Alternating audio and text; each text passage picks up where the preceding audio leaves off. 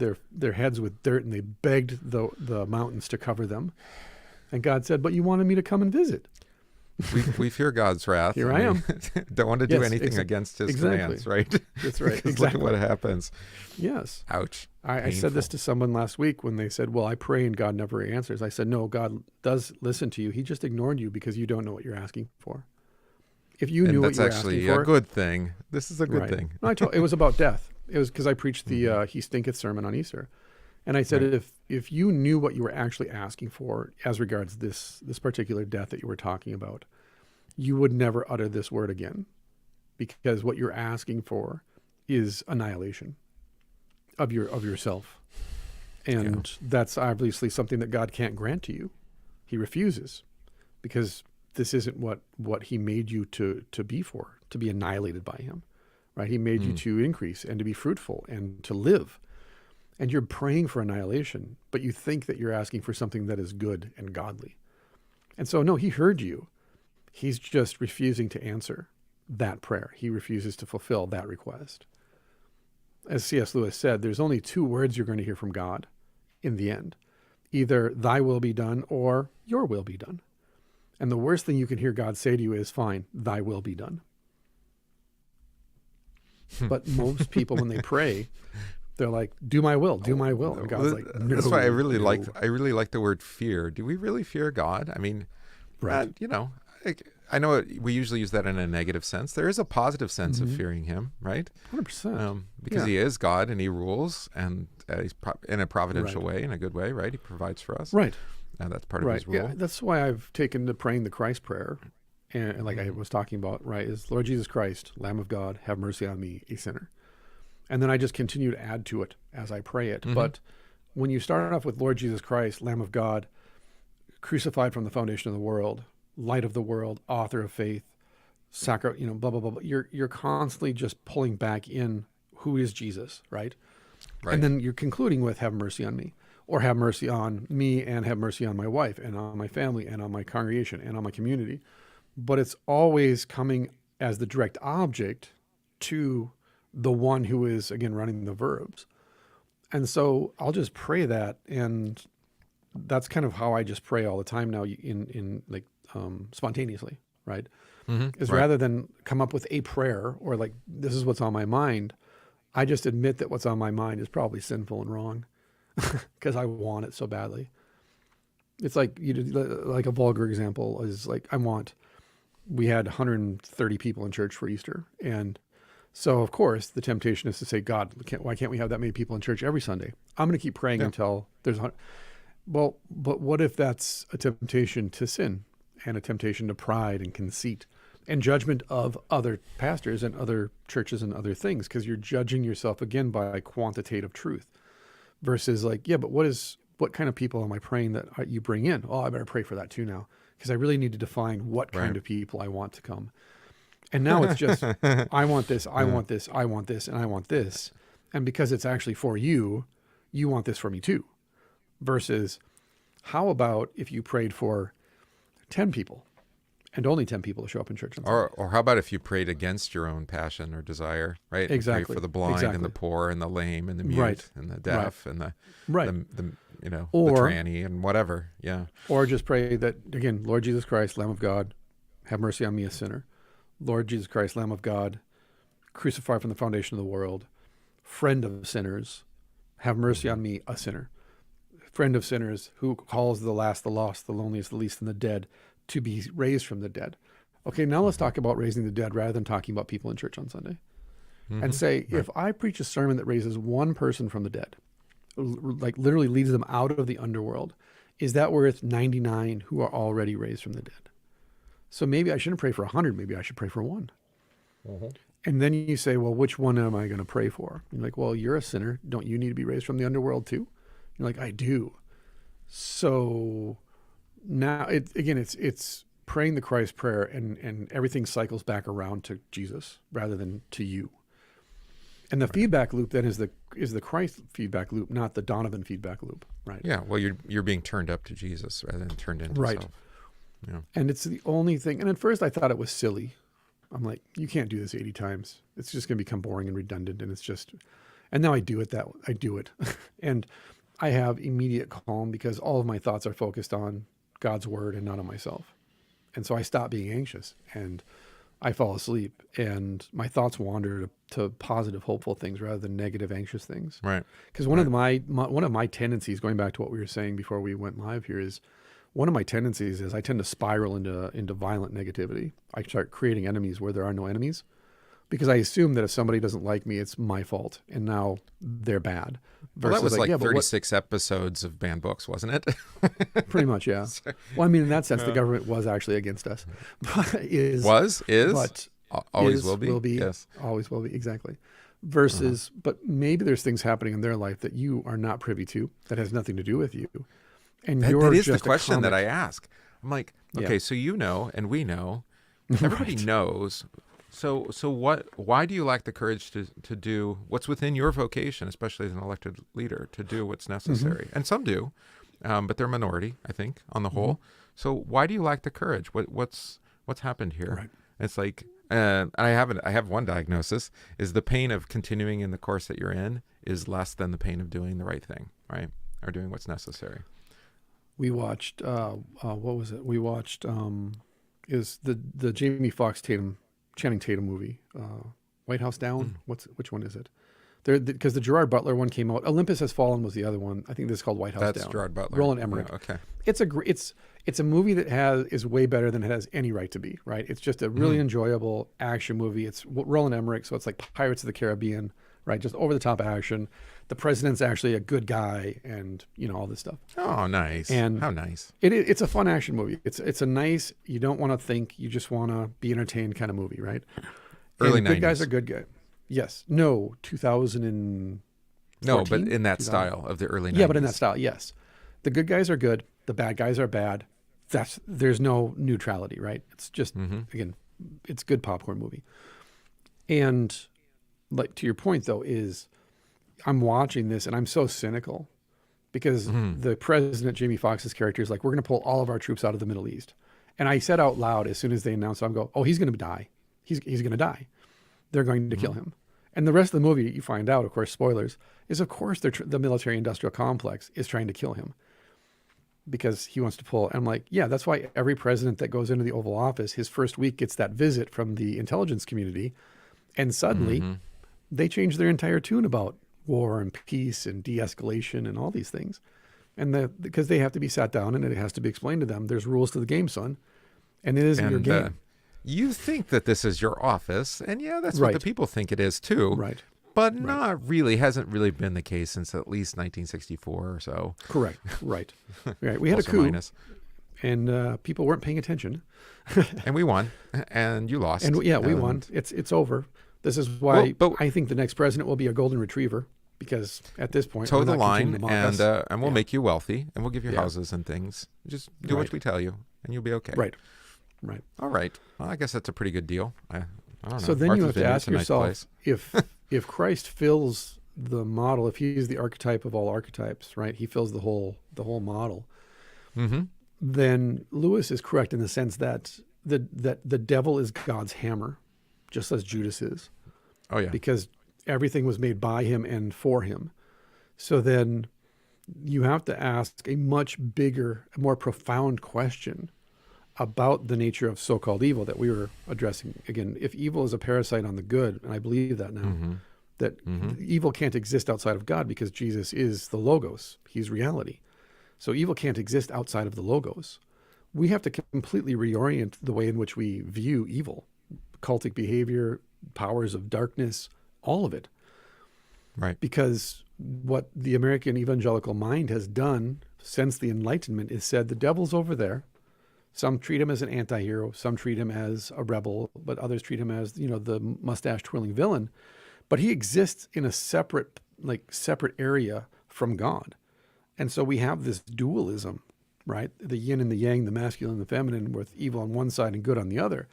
But biblically it says that Jesus is all in all, and that the Father has made all things his footstool. All things are under his authority now.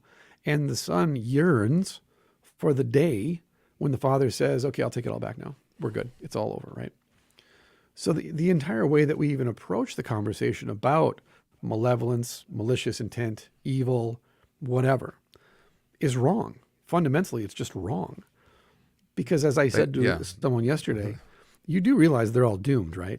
The reason that I'm so hopeful and chipper all the time now is because when I look at my own state politicians or the federal goings on, I just Your laugh. state is the best. I love watching your state.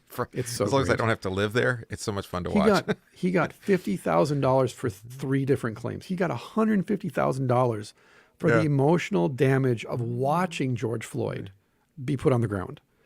He was in the grocery store across the street or something. Correct, right? Wasn't it? Right.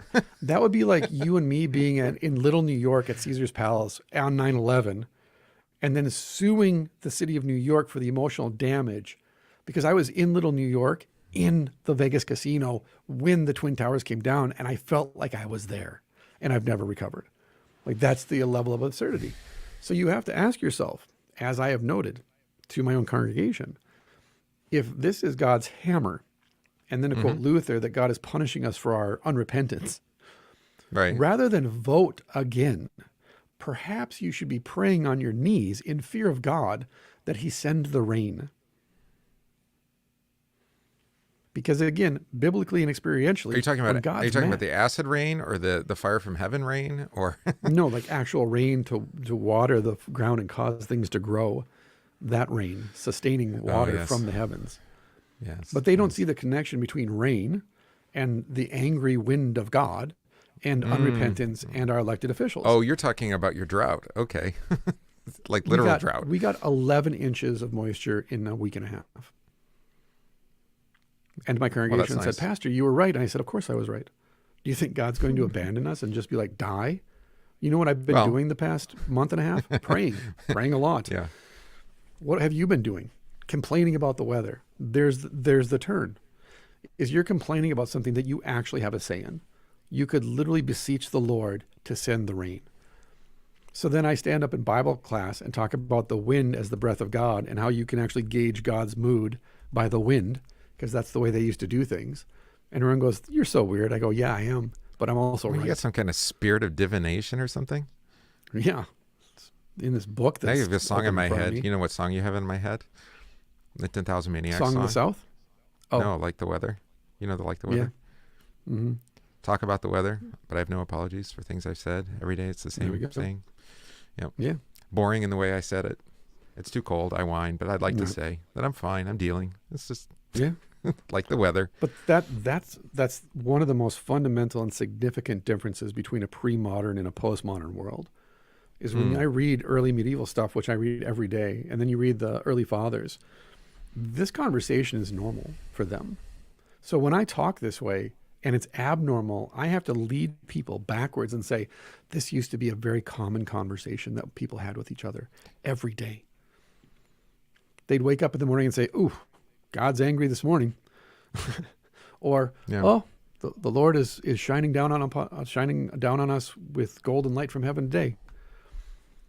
Well, like you were saying with the Jesus prayer, I mean, to actually let the experience of your life guide your petitions, I mean, that's kind of a strange notion, isn't it?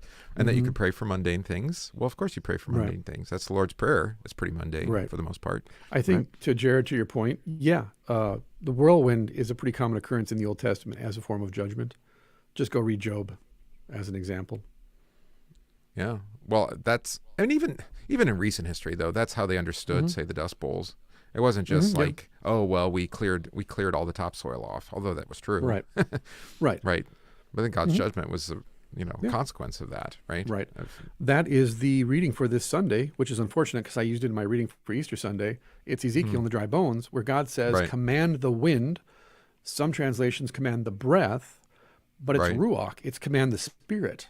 So Paulson in his sermon says, God says to his preacher, I want you to command me to breathe life back into these dry bones. And Ezekiel goes, are you out of your flipping mind? Like, I'm not going to command you to do anything. This is why I answer a question with a rhetorical question. Only you know, Lord. And God's like, command me. I dare you. Go ahead. Command me. And you're like, is this some kind of like weird, like, what are we doing here? But I always point that out with the Lord's Prayer and those petitions. I mean, they are demanding. Yeah. Yes. Right. They're. Oh, and you're like, well, Jesus gave you permission to make those demands. Okay, no, fair enough. He commanded you to pray that way. In Luke, I think Right. it's an imperative. Yeah. Yeah, no, it's imperative, right? And so, like we've been talking about, our cosmology is so barren, and our view of God and this is first article stuff for us Lutherans. This is all first article creation stuff. It's the hiddenness of God. It still is hidden God stuff, which we're going to talk about today with the Bornkamm reading. But it doesn't matter when you walk into your backyard and the wind is tearing the tree limbs apart. The ancients understood that that is a clear sign in a first article sense that God is not happy today. There's something that's upsetting. And so it's pointing you back to the parting of the Red Sea. It's Korah's rebellion. It's Job. It's the tower being knocked over, both in Genesis and in the gospel, where they ask Jesus, why did this tower collapse and kill these people? And Jesus says, it's that the glory of the Father might be revealed. And Which is his way of saying, his way of saying, in that particular case, that God is actually active in all these things. Right. Right. And I think that's probably the critique that we've been trying to make, and that you're making right now, is that this is basically people defaulting back to divine watchmaker kind of a notion of God made everything and then he stepped back and he put it all into our hands to take care of, as if like you could be such a poor steward and that God could that he couldn't take care of you anymore, right? Because you wasted everything. Well, never mind. I love the story of Prodigal for that, but you could use other stories too. But the prodigal comes back and he's like, oh, here's your inheritance back. And you're like, wait a minute, he just squandered it all. Like, how do you get it back? Well, there's more. So to Jared, to your point, then let me answer that as best I can. So we have to first ask, what does a house symbolize?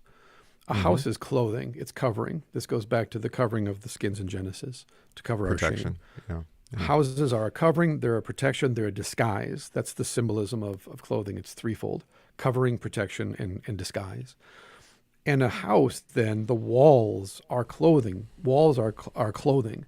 They're a covering. They're a defense. They're a disguise. So then you have to ask, what am I covering myself to protect myself from? What am I trying to hide myself from, disguise myself from? What am I trying to hide? Well, my shame and my vulnerability, as they note.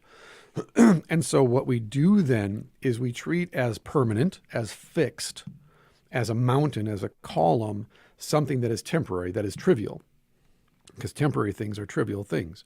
No matter how much meaning we inject into something temporary, such as a house, they are not permanent, because it's not God's holy temple where he withdraws to on the seventh day to rest. It's not Eden. And we're told in Revelation that the gates of Eden will never be locked again. There are no guards in front of the door, that the walls of the New Jerusalem, of Eden, are the same walls that were there at the beginning, but now people are going in and coming out without needing a pass, right? Or that's in needing Ezekiel too, by the way. And Ezekiel, the front door is left open. The tree is still at the center. The river flows out from the tree. The throne is the tree. Jesus is the tree. So what happens is we use the skins, we use the covering, we use the house, and we wrap our sin and our shame and our vulnerability in the clothing, which then acts as a defense against God. So then God removes the house from us, and we say, why has God abandoned us? Why is God punishing us? And the answer is, you're looking away from rather than to the center of the garden. You're looking to the skins rather than the one who clothes you in righteousness. We talked about this in relation to baptism, in the ancient rite of baptism, that you were baptized naked, but there was still a screen between you and the congregation to cover your shame, because that's what skins do. This is why Moses' two sons cover their father's shame with skins. This is why the eighth commandment, cover your neighbor's name and reputation with the skins of God's word. That's what best construction really is. You're covering their shame with skins of righteousness rather than of sin. So the house of the Lord is permanent, but not even the church as a covering is permanent, because at the last day, the buildings will all be stripped down. And like we said, the foundations will be laid bare at the last day when Jesus comes. No, but he built many mansions for you. Anyway. But he built, and I preached this last month, that when we pray for God to change us, we want him to add a deck onto our cottage. But when he comes, he says, I'm going to build a castle because you are a king and you are a queen, and we don't live in cottages, we live in castles. So one, your prayer isn't grand enough. And number two, you don't see yourself the way Christ sees you as kings and queens. That at the last day, in the new Eden, at the table of the Lord, it will only be nobility, such as like at Solomon's table. So when God removes something that is trivial, even though to us it's the most important thing in the world, and of course there's all the headaches and the struggles that come with, I have to file insurance, I have to find a new home, I have to replace my belongings. But there's the key. All of those things are given to you as gift. All of those things were put into your hands by the Lord. The Lord giveth, the Lord taketh away. Blessed be the name of the Lord. The law answer is, I play with sea monsters. Who are you to question me? I made Leviathan and I play with him like a puppy. The gospel answer is that you need none of these things because Jesus is your home. Eden is your home. These are trivial. These are temporary things. And just like the thief on the cross, the pain is temporary because Jesus' death and resurrection build a bridge from earth to heaven, from the darkness to the light, from the underworld to the overworld, to the first earth, the earth that is above.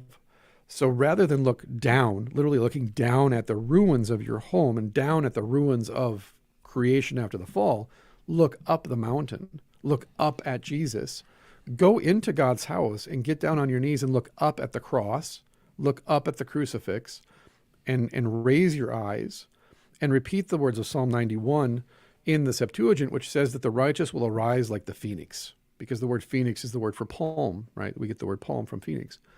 And that how does a phoenix rise? He rises from the ashes of death. So you look at your home, it's in ruins, it's in ashes. It's been destroyed by a mighty wind. And that wind is the breath of God. And the breath of God says, you don't need this. You need the breath. So it's the breath actually that you need, as destructive as that breath is. It's actually what you need to live. And like somebody I was listening to the other day said, when you see other people's crosses, you say, oh, it's so beautiful and it's so wonderful. But when it's your cross, you go, oh, this sucks. This is, Lord, how can you do this to me? He says, you have to take up your cross and follow me. And since Jesus is reality, you can either bear your cross for him, or you can bear your cross basically because you're trying to escape from participating in reality. And losing your home to a tornado is participating in reality as a Christian. It's confessing, I have to be packed, I have to have my staff ready, I have to have my shoes on, and I have to be eating unleavened bread because I might leave tonight. And so what your parents are going through is just an exodus. It's their own personal exodus. And the house, the clothing, the covering of skins, their bondage, their captivity to their home, and the artifacts that exist in that home is their bondage. It's a slave pit. And again, as difficult as that word is, he's leading you then to something else. And it's always easy, 5-10 years down the road to say it was the best thing that ever happened to us that we went through X because we grew together, blah, blah, blah. But in the moment, of course, you're standing at the edge of the sea saying, we're all going to die now because Pharaoh is going to run us down. We're going to die of hunger. We're going to die of thirst. We're going to die walking in circles, whatever the temptation to sin is.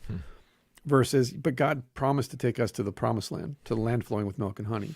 Right. So why are you looking back at your house when whatever God is going to lead you to is going to be better than this? I remarked on that this morning because we read the Exodus 15, the Song of Moses, right? And the triumph at the Red Sea. And how triumphant the whole host of Israel is at the works of God, right? And they give him all the credit. And then it's just days later, it's a week later, they're at the bitter water and they don't think that God's going to take care of them. Right. And they forget the song. Yeah. They forget that song the so quickly. Over the hill. That's the funny thing. It's like a not even a mile. Like Moses is just like, we're going to go over the hill and look. And it's like, it's right here. There's an angel standing there. You got to put the stick in it and all that. Yeah. But and then it's the same thing in the wilderness. And how did you forget so quickly? Well, because we do. Right. And because even then I think that's actually like kind of a good kind of forgetfulness, because you don't want to be content with the things of this world. This is not, our homes here are not permanent, right? And that's the problem. It goes to what I was saying to you the other day, right? Is that God is a wild God, and he exists in the wild, in the wilderness.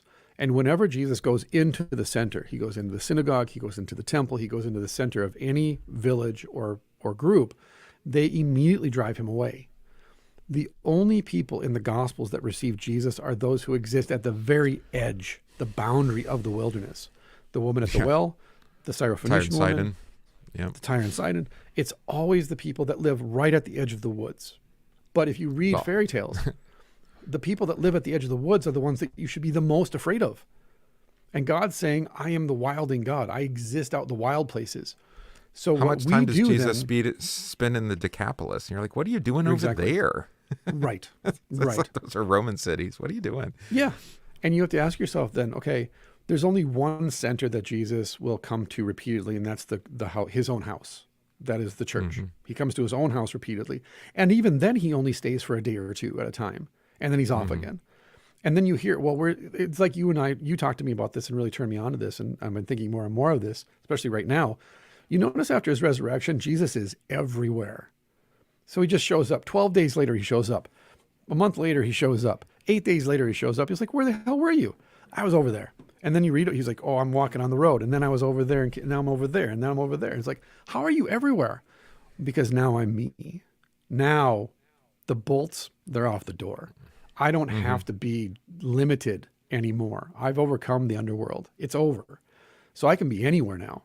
And of course, that's why I concluded the vigil with, and they ran from the tomb in fear and trauma and told no one. Like, Mark that's 16, the end of the gospel. Yeah, that's the end of the gospel. Excuse me, Mark 15. Yeah. And Oh, so that's the other part, is that our homes, our skins, our coverings, our walls, that's our attempt to say to Jesus, come inside, kick your feet up by the fire, let me serve you, like Mary and Martha, that whole incident. But then in the end we go, could you stop messing up the furniture? Could you stop? Could you stop? You know what? I got a busy day tomorrow. I got to get to bed early. So I'm going to have to say arrivederci to you, au revoir, right? Is that we want Jesus at the center until he comes. And then we're like, whoa, whoa, whoa. Well, that's the fundamental problem for the disciples in Jerusalem, right? And then until he has to scatter them, they won't leave.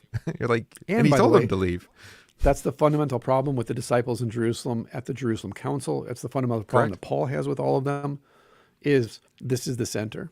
This is order. And it's not new. It's you would think that would have changed after the resurrection, and you're like, no, because they said, can anything good come from Nazareth? You're like, well, yes, Jesus did. Yeah.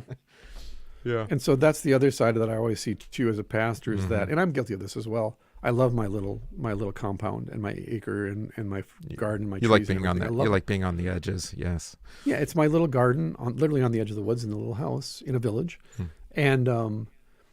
and yet I have had to come inside, because pastoral ministry comes with responsibilities and obligations. They're literally walls. I'm in an office with walls and a door.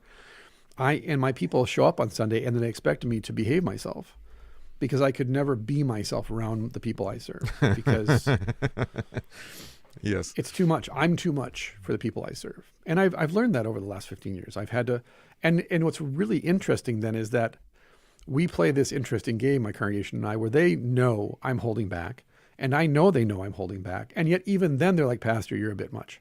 I'm like, trust me, this is me holding back.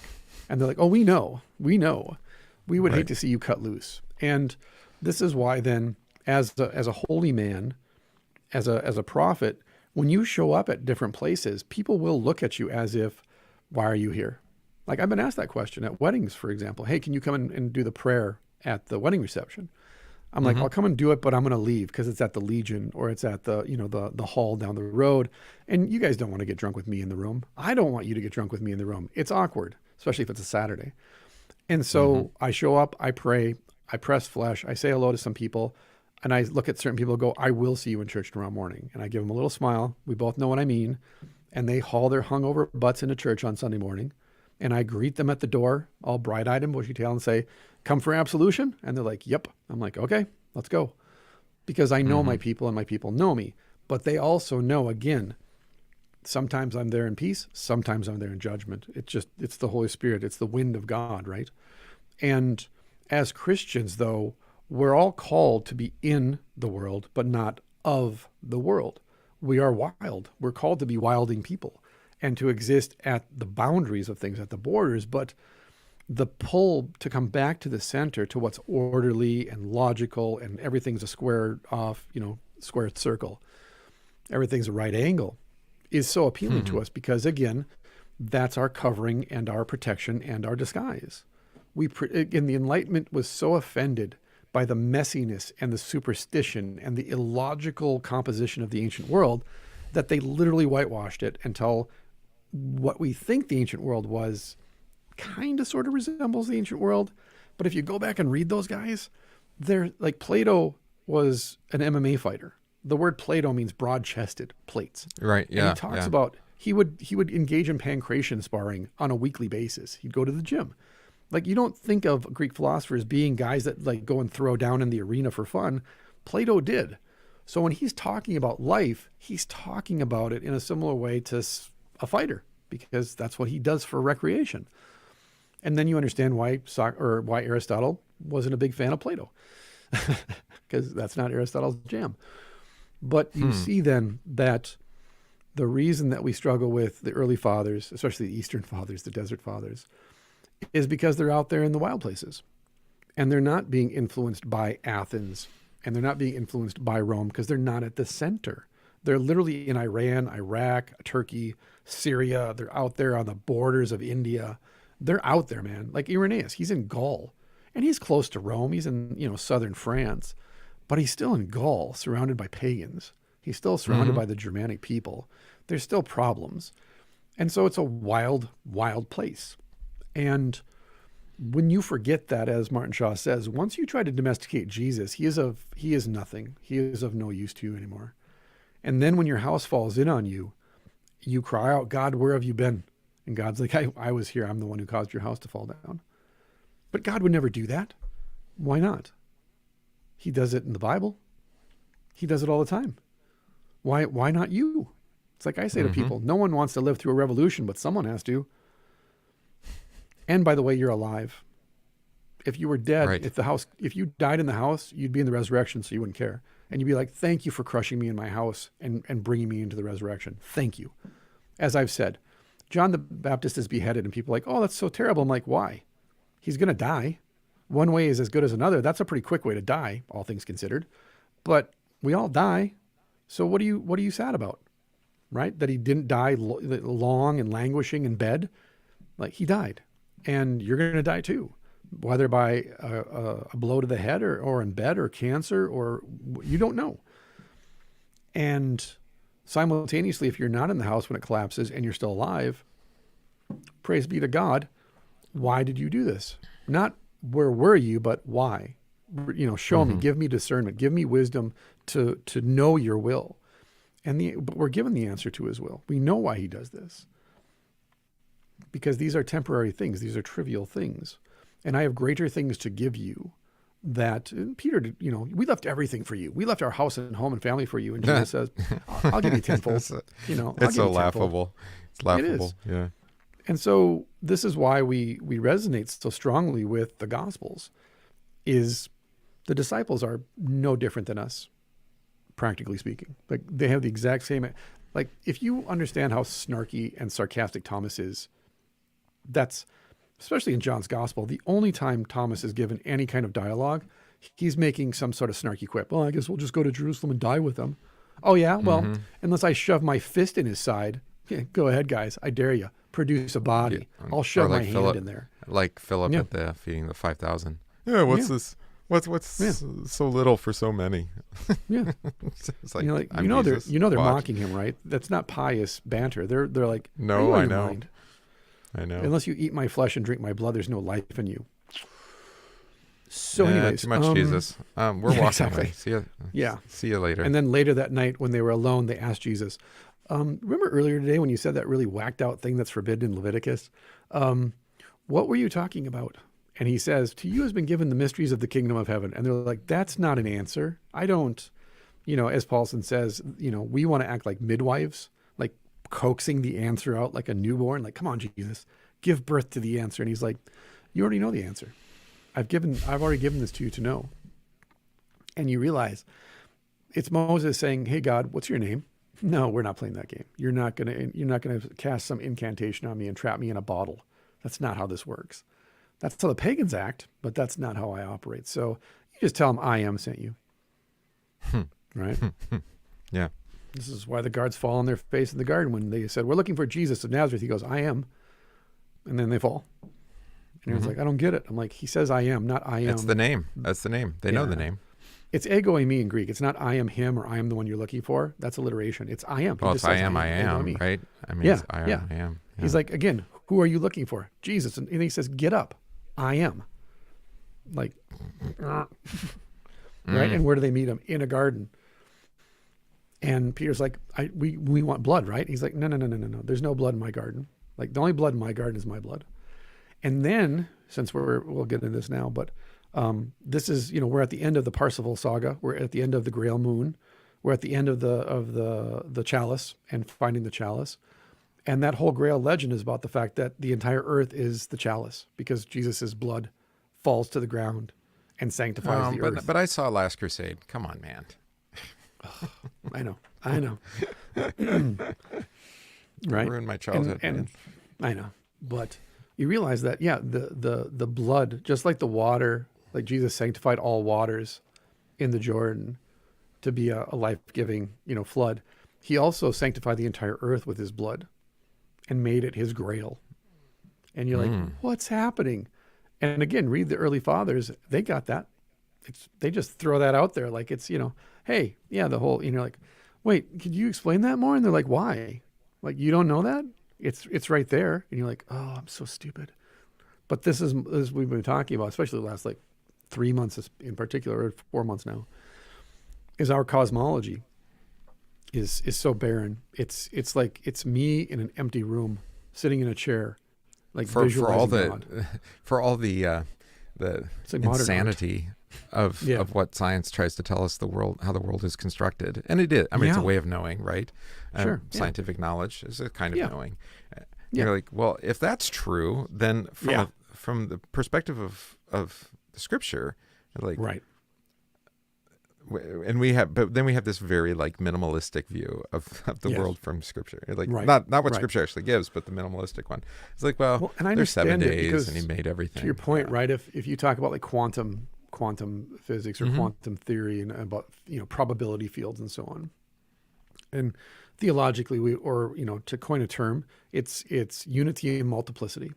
Right. Right. And even now that the quantum physicists are saying we actually think it's made up of sound waves, not particles, and the universe is made from music, and you're like, yeah, we knew that already. We've actually known that for a couple thousand years or more. Just read Genesis A and B. And this is interesting. We're all over the place today, but too bad. Buckle up.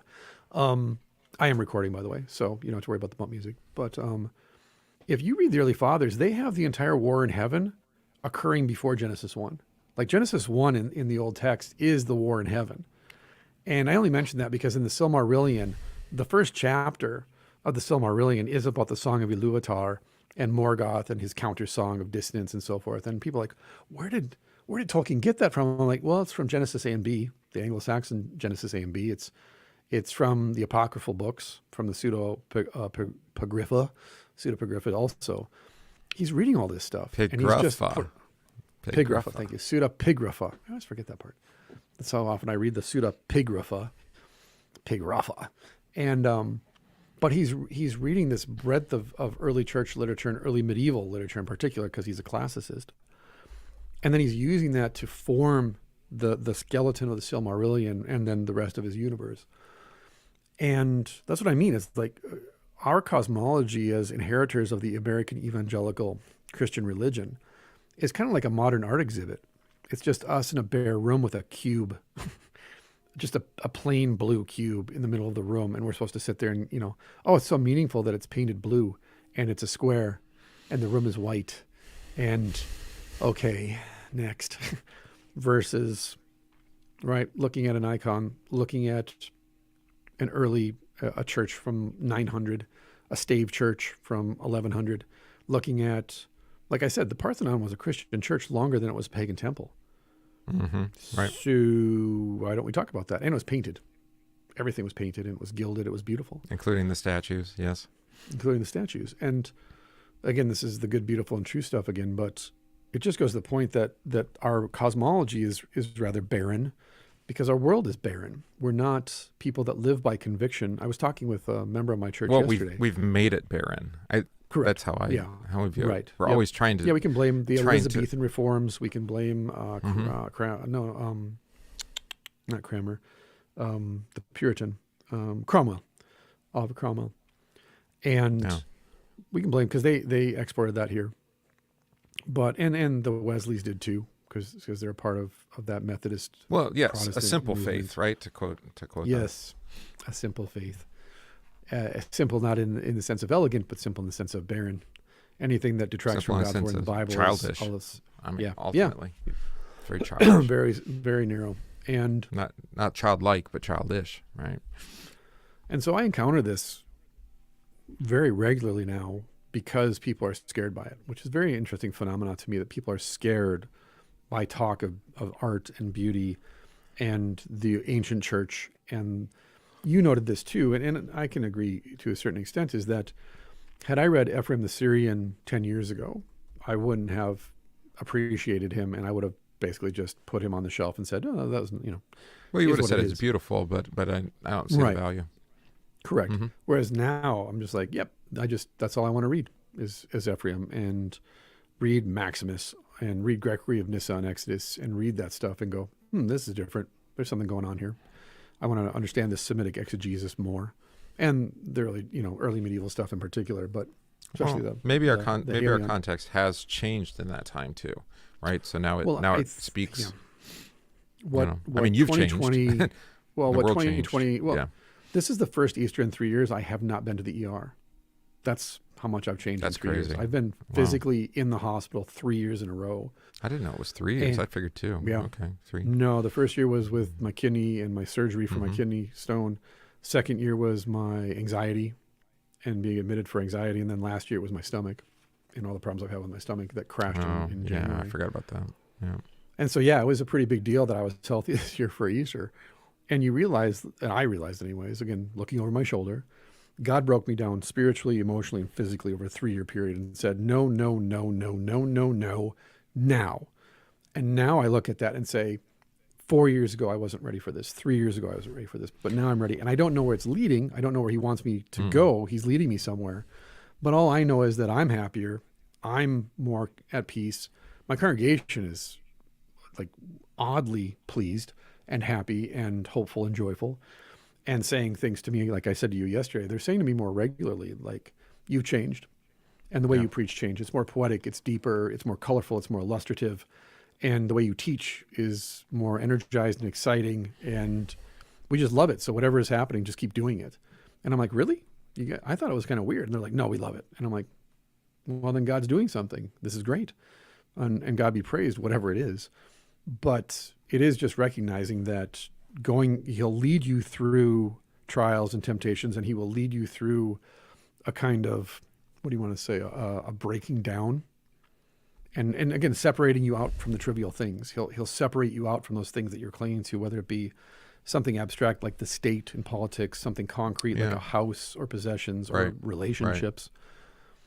Because if he calls you to a particular ministry or a particular vocation, the things that you cling to that are not Christ, that don't participate in reality fully, and he says, I need you here. And you're saying, but I want to go back to Sodom. Like, that's my home. My house is there. He's like, no, I want you to go live in a cave. Like, but I don't want to live in a cave. And he says, well, you're going to, because that's where I need you to be. You're going to live in a cave. Period. It's just a question of how painful is it going to be for him to get you from point A to point We could B. do this the hard way or the easy way, right? Right. Or the harder way. Usually for me, it's the hard way or the harder way. And then you end up in the cave and say, why did I fight? And it's like, because you're a sinner. You're selfish. You cling to things that are trivial and temporary, and you treat them as if they're permanent. And you've given your gratitude and your attention to something that's just not fully Christ. And like I said, as a pastor especially, Walther says this in a synodical address, C.F.W. Walther, that if you preach about the importance of the catechism and talk about it often, but you never actually quote the catechism, teach from the catechism, or preach from the catechism, don't be surprised when your people never read the catechism.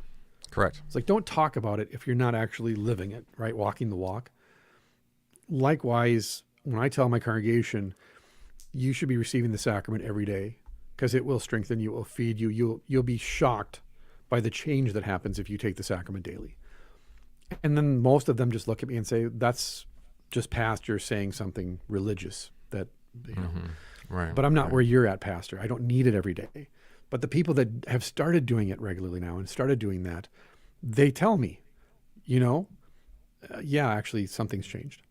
I'm like, you're eating the body and blood of God. Do you think he's just going to be like, oh, no, no, no, no. And you're like, no, if you consume the body and blood of God, we have the prayer, strengthened in faith, you know, stirred up. This in is what fervent we love. say. That is correct. And this is, you know, Jared brings this up, just the word, because I was thinking about this morning very deeply. The word mystic and mysticism has a very negative connotation. And I understand why, both historically and just contextually. So when I talk in this way, my mysticism is connected to the object of faith, not to myself. So it's not a disembodied conversation. It's a very embodied conversation, actually. Whether it's first article, you know, how God embodies himself in creation through his breath, through the sunlight, through the seasons and the currents and the, you know, the vernal equinox, and how all the cosmos bends itself in silent awe at the death of Jesus, for example, which is described in the Gospels. Versus like, no, mysticism in its negative sense is like, I'm going to take this inside myself and I'm going to kind of ruminate on and say, well, you know, God's in me, which again is biblically true. The Holy Spirit is, I'm a living stone being built by the Holy Spirit into a temple, a holy temple. This is true. But where does the breath of God blow me? Well, he blows me to the font. He blows me to the table, to the altar. He blows me to the preacher. And so, yes, please be a mystic, but understand that mystic in the sense of like, where is God embodied for you for the forgiveness of sins? That's the key thing, right? We don't want to be, if you disembody the mystic stuff, the metaphysical stuff, you're going to kind of, there's always the temptation to become a Gnostic, right? To kind of well, go, I'm fade into mystical religion without the mysteries, right? The instituted ones, the ones from Jesus, not Right. the ones that we create, right? Yeah. Yeah. And as that's the said, problem right, with some of that yeah. mysticism is like, well, there's power in this particular prayer. Well, there may be, but it only insofar as it's turned up towards Christ and his word. What is it right? connected to? How is it embodied? The prayer is embodied by me because, again, it's the Holy Spirit that is directing my words, inspiring the prayer, leading me to turn my face upward towards Jesus. Now, where is that prayer going to lead me, though? When God receives my prayer and says, I will answer your prayer, my son, where does he lead me? Well, he leads me back to where he embodies himself. But not, so there's the narrow and the broad. There's the narrowest possible sense. I'm going to lead you back to my body and blood because this is what you need. This is the medicine of immortality. But I'm also going to lead you into your backyard, and I'm going to lead you to plant a tree. I'm going to lead you to care for creation because that's why I made you. I made you to be a sub-creator. I made you to tend the garden. And so, but just recognize planting a tree is beautiful and good. And it is actually holy when done in faith. As Dr. Luther says, anything done in faith is worship of God. I am engaging in the worship of God when I plant a tree. But if I need forgiveness of sins, I still have to go to where he gives it. And that tree, as much as I talk to my trees, they're not dropping blood, right? They're not producing a sap that's blood. Jesus produces sap from the tree that is his own blood.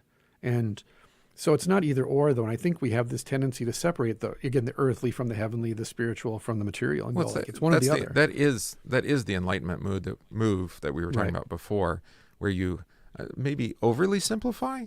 I mean, and for the sake of children, we often do. We usually speak, very directly and try to give focus. But as you grow in maturity and faith, you see Christ at work through all and in all. Everything. Right. Yeah. Well, that's why I tell people Musashi was pretty close to the kingdom by the end of his life, because he said when you see the way broadly, you see it narrowly and vice versa. And it's a capital W. He sees the way as the logos. In the West, we would say he's talking about the logos. In the East, he's talking about the capital W way. And so even the Easterns can get close, but they just never get to Jesus being the way. And so Musashi sees the way and finds in the end, I can't fight anymore. I can't kill anymore. I can't be a part of this because this is not ultimately the way.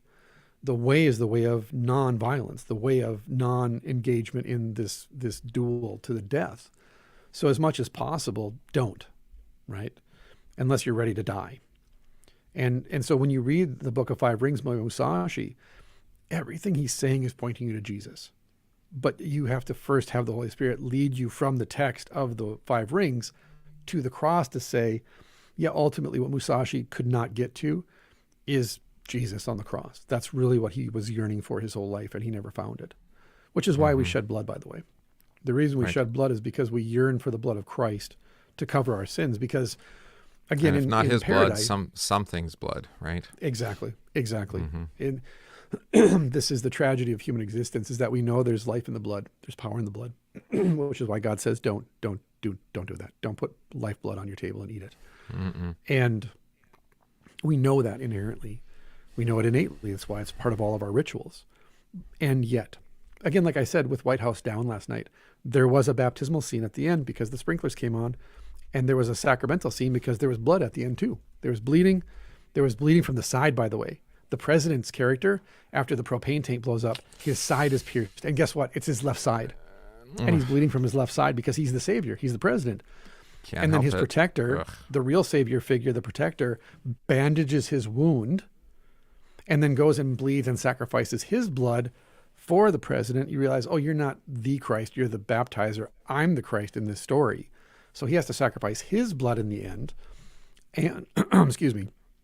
And you're like, again, the patterns are all there. The patterns are all there. You just have to recognize what's happening. And then you can name it and go like, yeah, you're just presenting you're just talking about Jesus, just doing it in a Roland Emmerich movie, and you're directing people away from Jesus. That's all. But you can't escape reality. Jesus is reality. And once you understand one man that the laying down logos- his life for his friends, right? The famous Exactly. quote. Exactly. And he does. Yeah. Yes. And of course, the devil in the movie is exactly like the devil in Scripture. And you realize once you see the Logos as filling the entire model, the Logos is the archetype of all archetypes, from which all other archetypes take their shape and their form. Sorry, Jordan. Sorry, Carl, but you're both wrong. Then when you sit outside in your garden, Jesus is there. You see Jesus, you see Christ. Again, the entirety of creation is the chalice, and the blood that falls to the ground is absorbed into the earth, and he redeems it. Again, it's you're not floating away from creation as some sort of like mystical netherworld of nous or something like that, or emotions. You're simply acknowledging that all of creation is the maker's, and that you are made to participate with him. This is why in the Saxon gospel, Adam, the protector of creation. Oh no, in the Saxon Genesis, it says Adam is the protector of creation. So when God says, Adam, what have you done? He's saying, why didn't you protect her? Why didn't you protect the tree? Why didn't you protect the serpent? You're the protector. This is your job. It's intuitive in the original text anyway. I mean, you don't need the interpretation. And you do for the pagans, though. Yes. Apparently for the pagans, so. you're evangelizing. Correct. You Yeah, do. apparently so. And I would actually argue for modern Christians, you do too. Because when I preach that way in the Lenten sermons, and then specifically in the Holy Week sermons, when I preach directly from my adaptation of the Saxon Gospels and Genesis A and B, and people came up afterwards and said that was so helpful the way that you use those terms to describe Jesus. I'm like, oh, because again, to Stephen's point, the gospel implied is the gospel denied. That's the Erasmian move, is to work exegesis by inference, to say, well, this infers, this implies. It's like, no. It explicitly states this is what this is. So stop working by inference. Well, it is implication. explicit because God blames Adam, right? I mean, that's the Correct. point. Yeah. And once you understand that Eve, again, Eva is Ave. It's this whole Latin thing, right? Yeah. But anyway, so Eve, the first Mary, the word Mary, by the way, this is so cool. I wish I would have known this last week. So the word Mary means bitter.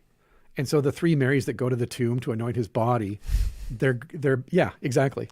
I know. I'm like, oh, I got to preach that. And you're like, oh, so the three Marys, the reason that they're three Marys is, number one, they're three. And number two, they're all bitter. And they're coming with sweet herbs to anoint the body because it's turned bitter. And he's not there. And what is Eve's curse? That is, you will give birth in bitterness. And that you will live in this kind of bitterness like Mary does, that he will pierce your soul. He'll pierce your heart with his sword. That's good. Yeah. And you're like, oh.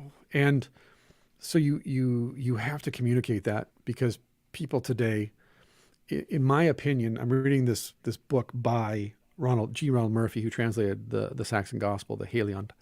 And it's called the Saxon Savior, which is kind of like a commentary on like why was it written, who was it written to, here's the history around it, and so on. You read about the people that this anonymous monk was talking to.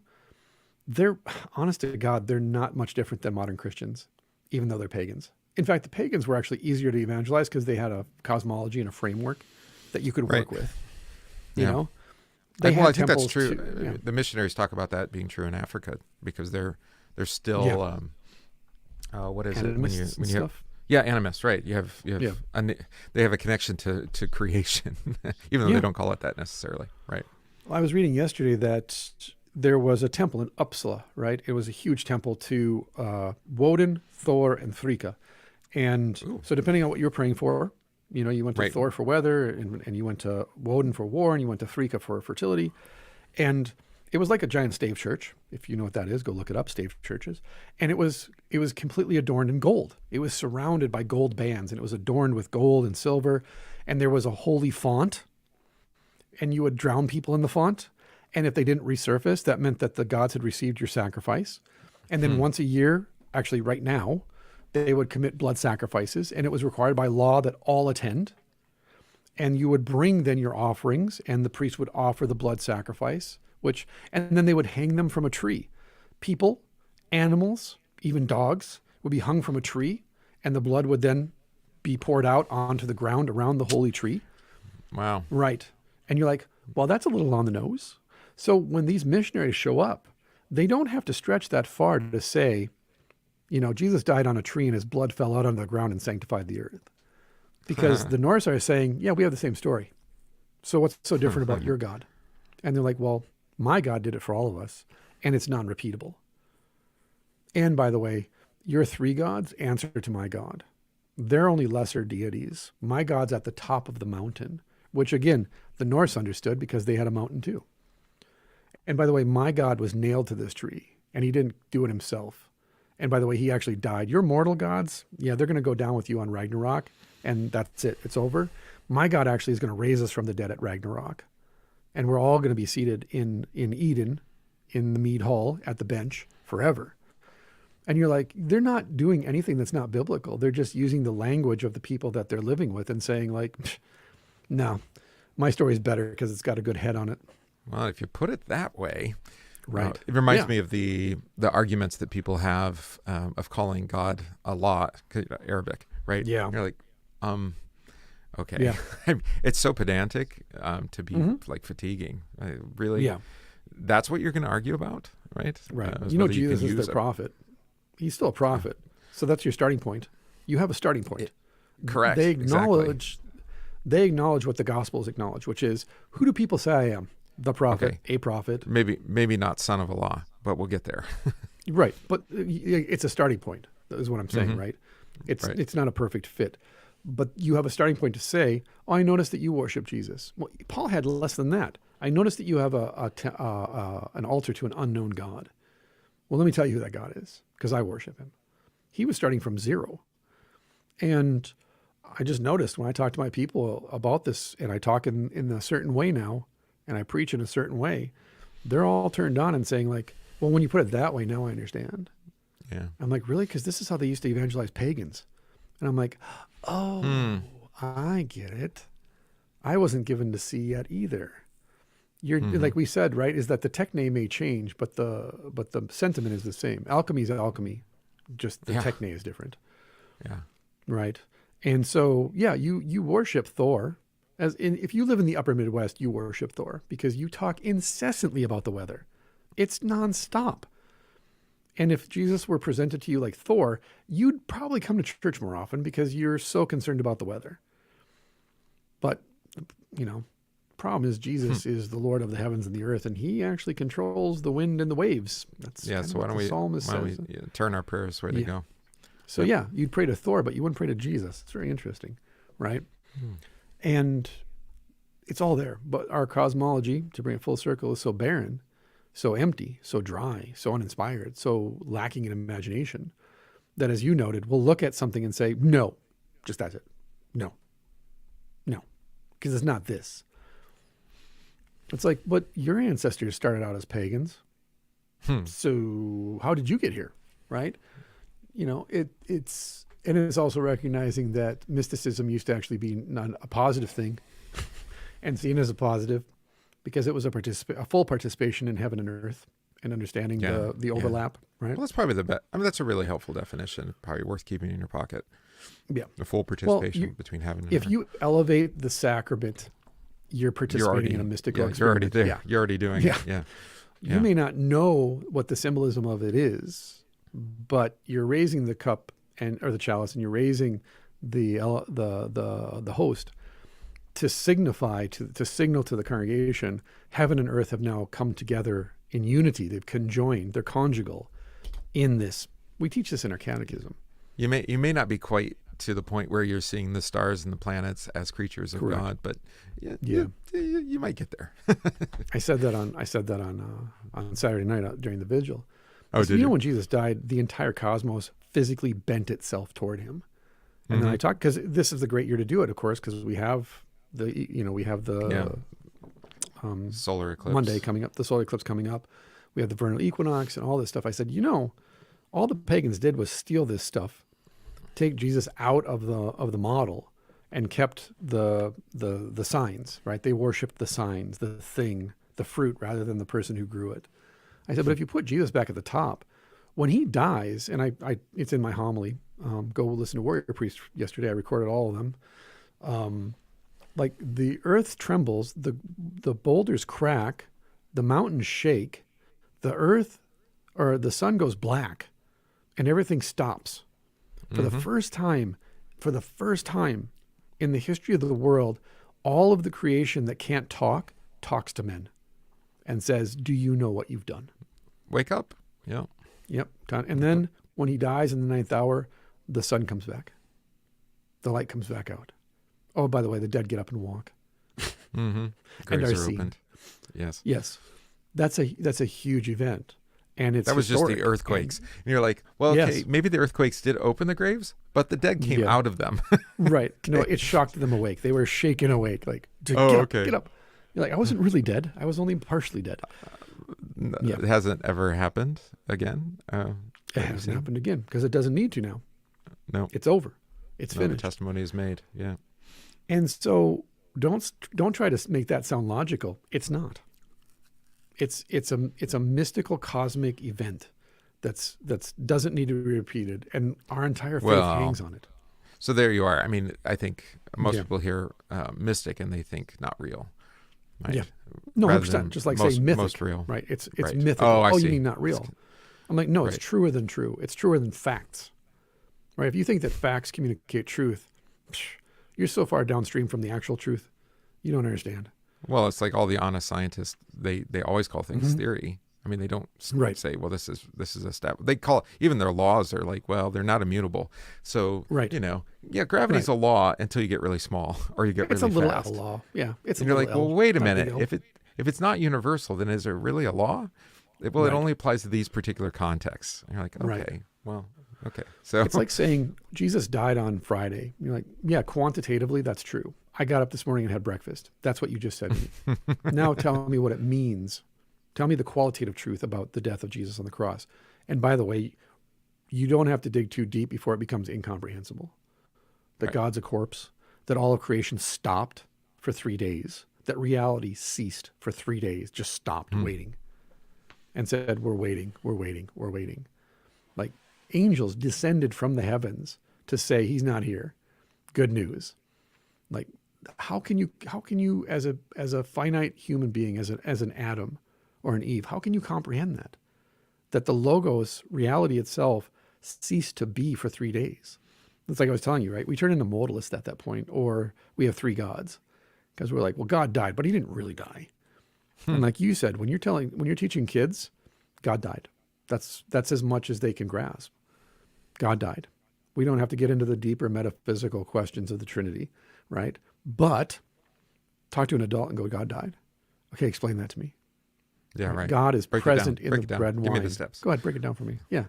Yeah, make it into an equation that I can understand. Good luck. Versus like, no, this is a mystery. This is mythic stuff. This is truth, capital T. This is beyond comprehension.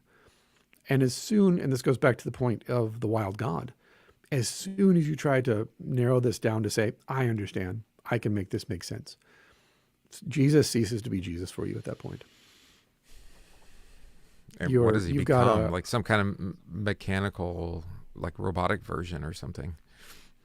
Yeah, he's an automaton. He's a golem. Disincarnate. Yeah. Yeah, he's disincarnate. Yeah. And then you better have some mystical experiences in a very, woo-woo sense, because you have nothing else to fall back on. Right. I think a lot of pietistic people are closeted mystics. Yeah, but the mysticism is not grounded in. That's what I'm saying. It's not a true mysticism. It's again a made up quasi mystical disembodied experience. It's all about my body and what I'm doing. Yeah, it's often disconnected from the word. Right.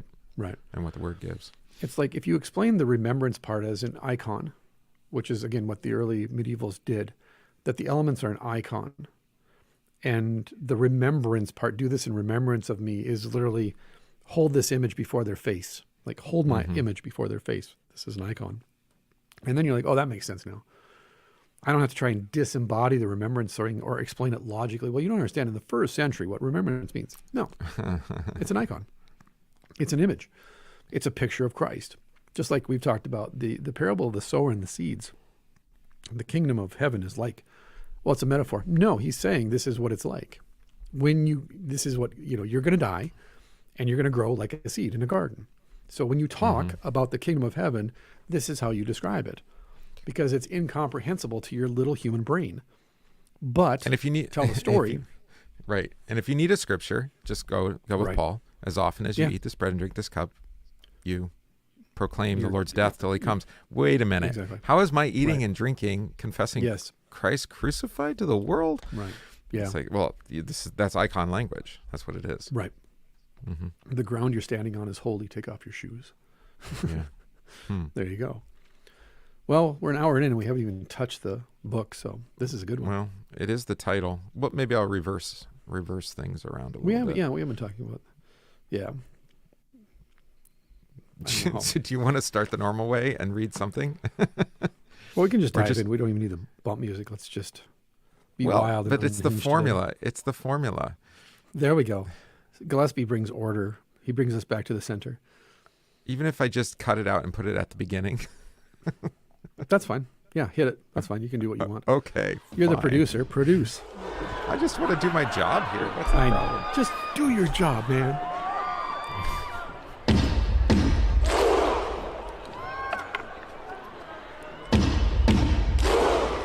Hey, everybody. This is the Banned Books Podcast, episode number 347. It is the second Sunday after Eastertide, or first Sunday after Eastertide, sorry, jumped ahead there. And just as Jesus is raised from the dead and on the loose, this podcast has already been happening for an hour when we hit the bump music, because we also are with our wild God out in the woods, running loose with the monsters. And yet the producer requires order. That's right. There must be order.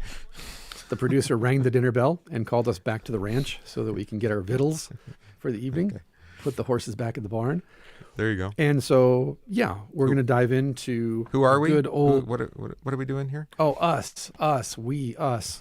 That's Christopher Gillespie, the master of order. Willen, maxing and relaxing in the morning, kind of. The master of puppets who's pulling the strings. It's now afternoon. You're like, there we go. And I am Donovan Riley, and I am friend of birds and cat's bane. But yeah, I don't know. I think I've talked about it on the show, but I've got the birds trained. So when I go out in the morning with the food, they come to me. It's fantastic. I've seen the pictures. I'm working up to them eating out of my hand. I think by this summer I can get them to eat out of my hand. And then then I'll be just like Tom Bombadil. Yeah. That's what I say. We'll just call you Tom. Yeah. Yep. Speaking of the embodiment of God, I mean, that's who Bombadil is. He's Iluvatar. Mm-hmm. That's the argument. I would argue it's obvious because he's the only one that can handle the ring and play with it like it's a child's toy, which... It's a Deus ex machina, isn't it? In a lot of ways. Well, in a sense, because he's there, and they have a little adventure with him with the Barrow-wites. Mm-hmm. He gives them the things they need for later that they don't know, and then But the interesting thing with Jackson is he constructs it so he says, right, we never said that they didn't stop at Tom Bombadil's house. We just never showed it happening. So Jackson constructs his narrative in the absence of the eucatastrophe, whereas the original is, the eucatastrophe is, if we don't stop at Tom Bombadil's and we don't have this adventure, we lose this war. It's over. Sauron wins because this sets up all the things that come afterwards. And you realize, like we've been talking about, in that moment where they're tied down in the barrows and the whites are about to kill them, and Tom comes and rescues them, and then the sword and so on that they're given. Later you realize, oh my Lord, like in that moment when they're going to die and they're literally in the underworld, they're overcome and overshadowed by death itself. That's us. That every single day we exist in the barrows, and we're praying that the whites don't get us. But yet when we look over our shoulders, like we've been talking about, we realize that he gave us everything we needed for the journey, for our pilgrimage. Right. And that in the end, if we have to fight the Witch King or the orcs, or we have to go all the way to Mount Doom, even when we lose, we're still going to win. That's what is interesting. That's the moment. We're always so goal oriented, but yes, I think a lot of times how you start the journey, is more important than where you're going. Well, and the thing too is, at the end of the book of the Lord of the Rings, Gandalf says to Frodo, "Now you're ready."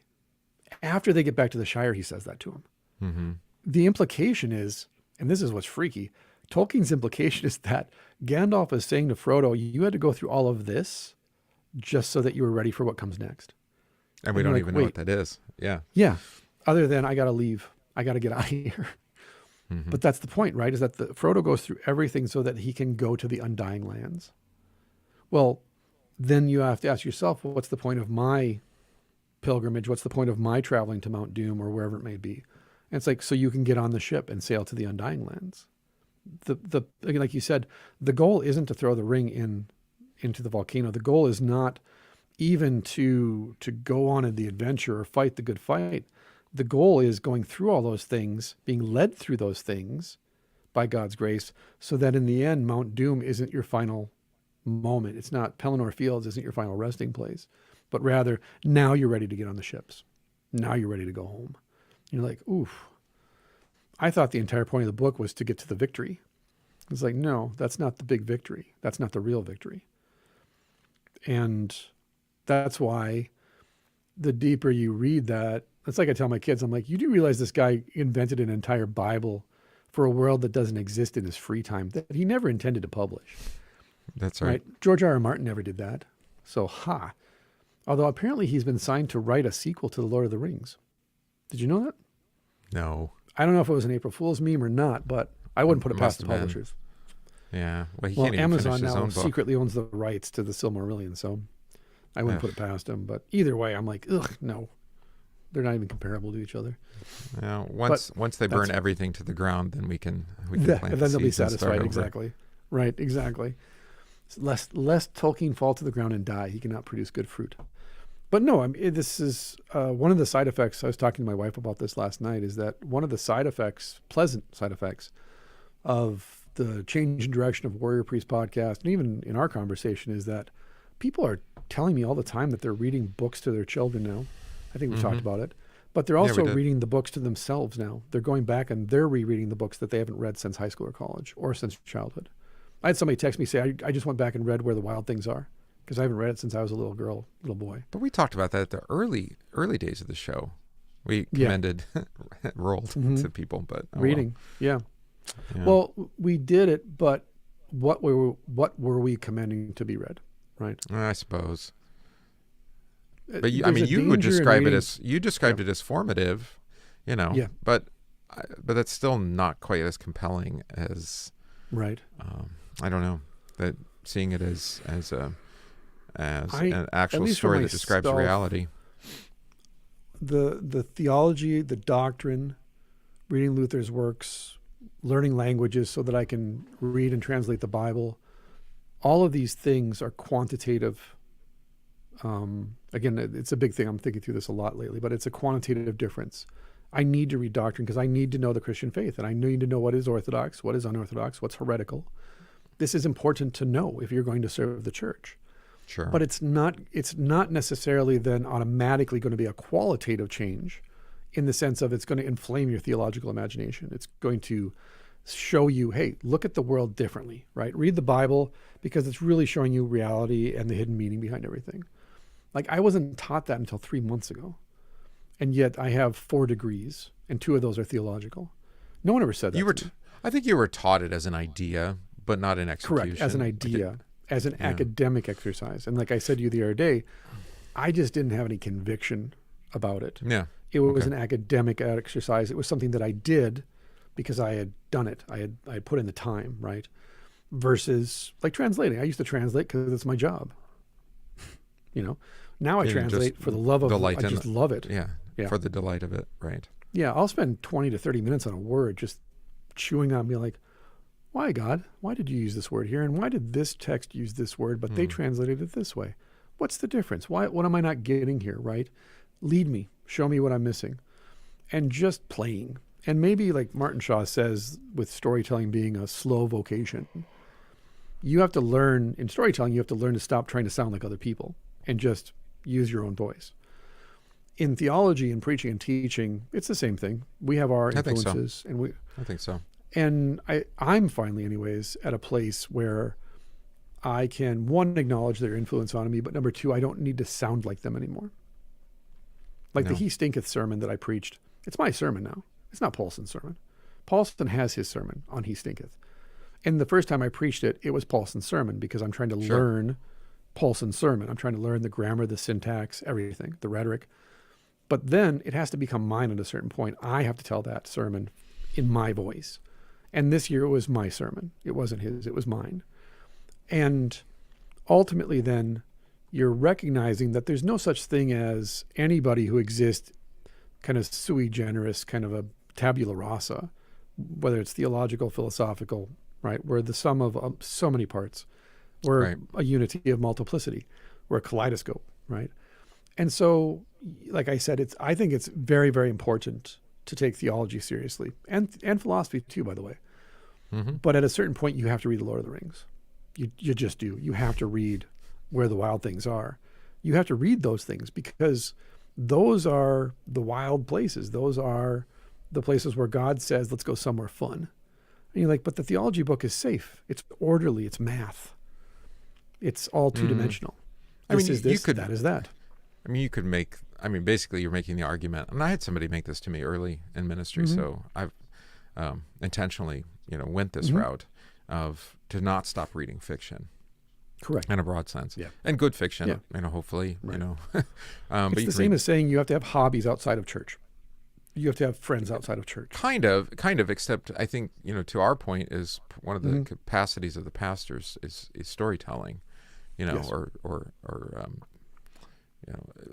being a historian, I guess is another way to say it in the best possible sense, not in a negative sense of just like bare facts. No, you have to. Right. How do you learn to tell the story? Because past informs future, or present at least, if not future. If you want to know the end, you got to go back to the beginning of the book. Mm-hmm. Right. Yeah. Right.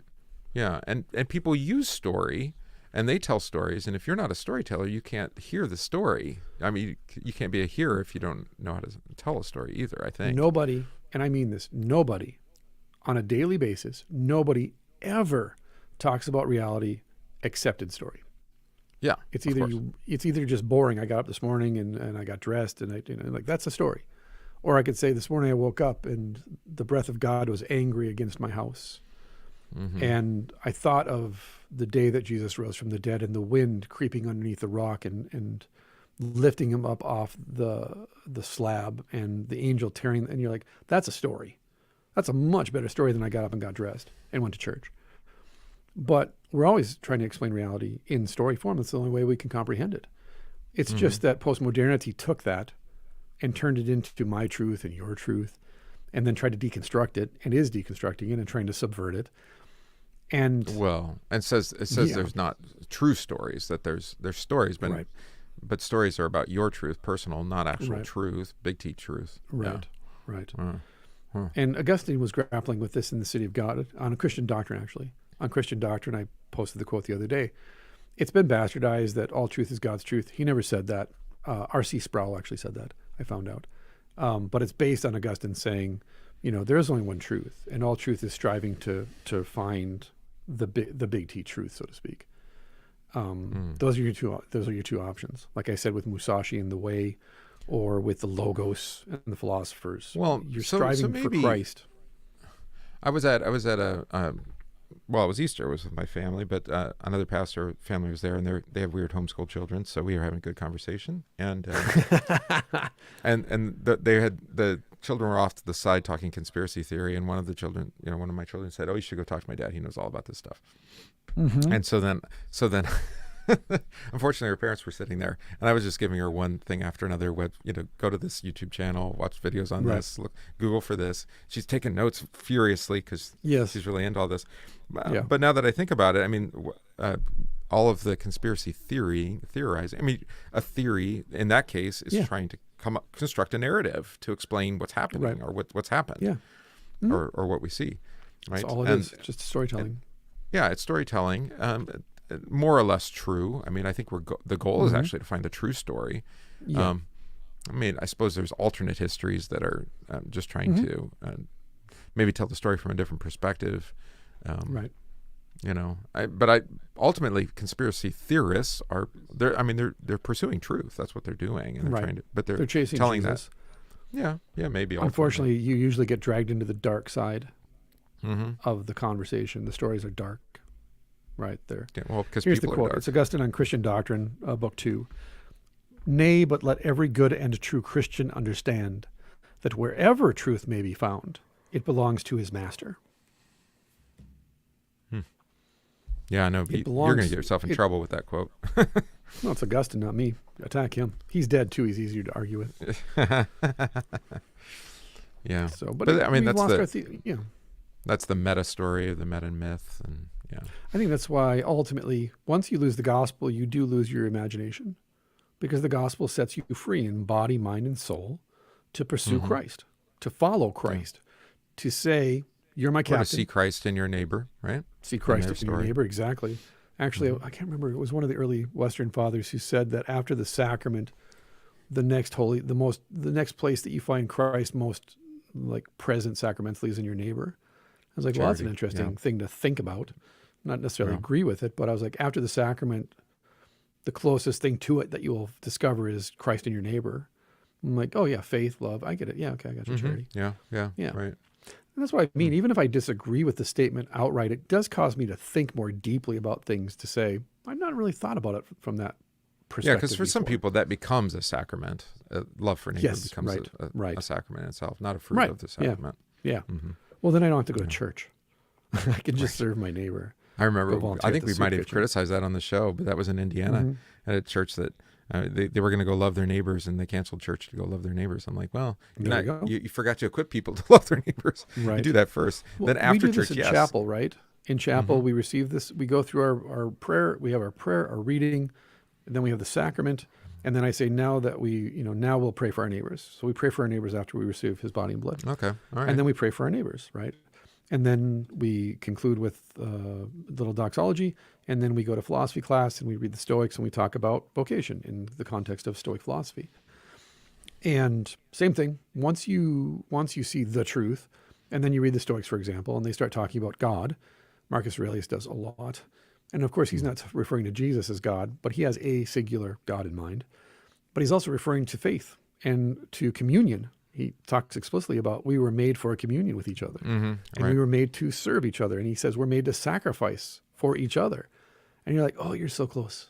You're so close, right? Which is, again, why the early Christians saw these pagans and said, you're so close. You're on the threshold of the kingdom. Let me just help you into the house of God, right? You're just going to the wrong house. You're so close. We've lost that. And I think it is because, as we talk about in the third article in the Catechism, wherever the Holy Spirit is, the gospel is preached, the gifts are given, and enlightenment occurs. And we are with Jesus in the one true faith. When you lose that, you also lose your theological imagination, because how am I supposed to view the first article of the Creed, for example, or even the second, more specifically, apart from the freedom that I'm given through the forgiveness of sins, through the preaching of the gospel and the reception of the sacraments? Yeah. Like there's no safety net for me. That's what I'm saying. Is like true mysticism is grounded in an embodiment of God in the sacraments. So I have a tether. I have an anchor. I have a focal point, right? A fixed point, and it's not my heart. It's not my imagination. So I can imagine what is good, beautiful, and true, so long as I am anchored to the body and blood, for example. But you cut yourself loose from that anchor, you have to find new anchorage. You have to find something to tether, and it's going to be you. But the problem with that then is that you just float in circles, as anybody who's been out on a lake in a boat can testify to. So you're gonna, it's like Bob Dylan saying, you got to serve somebody. Mm-hmm. And God is an embodied God. And if you disembody either him or yourself, spirits are going to rush in through that crack in the wall, and they're going to tether themselves to you, and you're going to be anchored to something that's very dark. Because you have a much too high view of yourself, first of all, and a much too low view of Jesus. Yeah, I appreciate that. I think that seems right. Yeah. So let's dive in. This is chapter 3, Luther and the Old Testament by Heinrich Bornkamm, a good German Old Testament scholar. Do you know about Heinrich? You know his story? A little bit. Go ahead. So born 1901, taught at Gießen, Leipzig and Heidelberg. Of course, being 1901 and teaching in Berlin and Tübingen, and then full professor at Gießen in 27, you can see what's coming pretty soon. By 33, Peace, prosperity, 34. good times ahead. We have the seizure of power by the National Socialists. Yes. Right. National Democratic Socialists. So it seemed, I don't know how much is true. This is Wikipedia in German, so it's a lot more fun to read here. But it seems that he oriented himself with the anti-Semitic, ethnic-oriented Germans, and later kind of renounced that.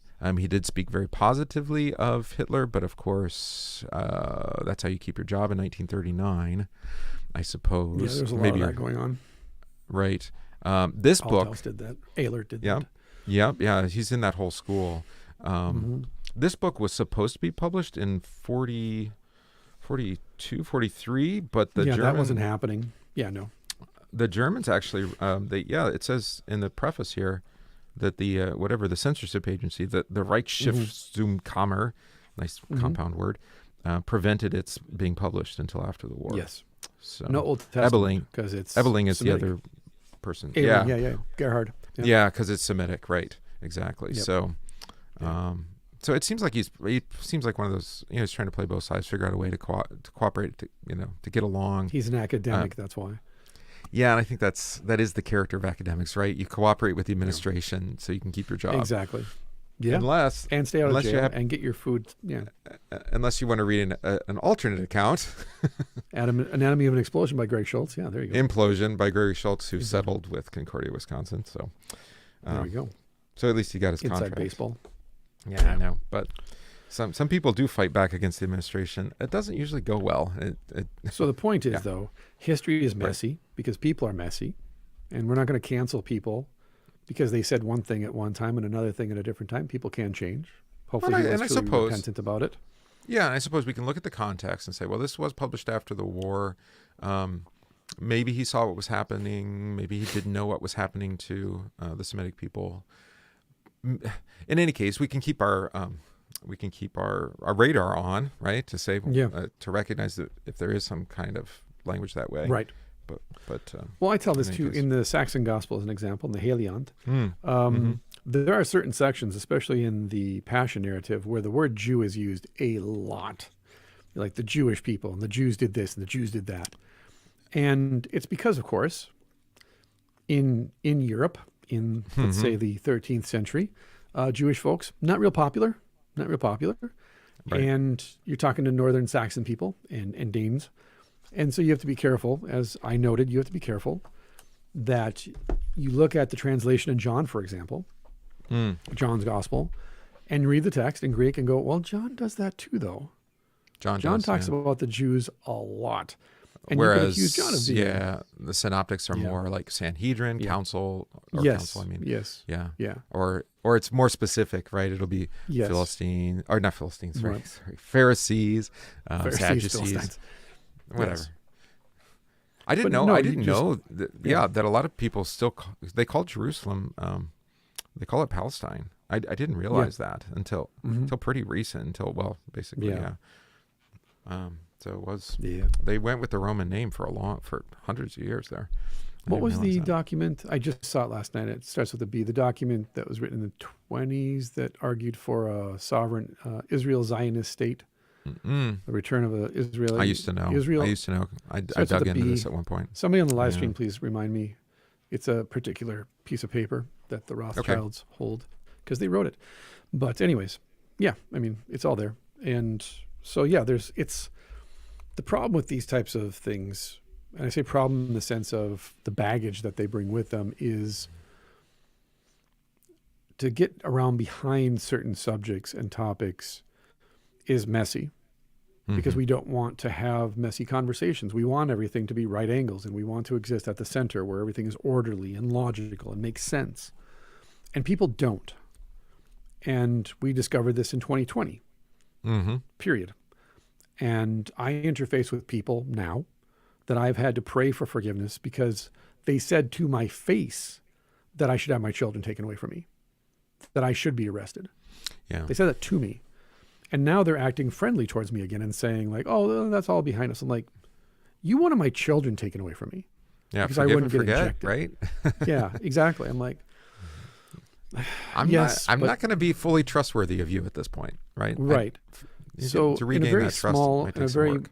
benign way compared to what Bornkamm went through. I'm not even saying they're equal, but in a very small Balfour Declaration. Thank you, Balfour.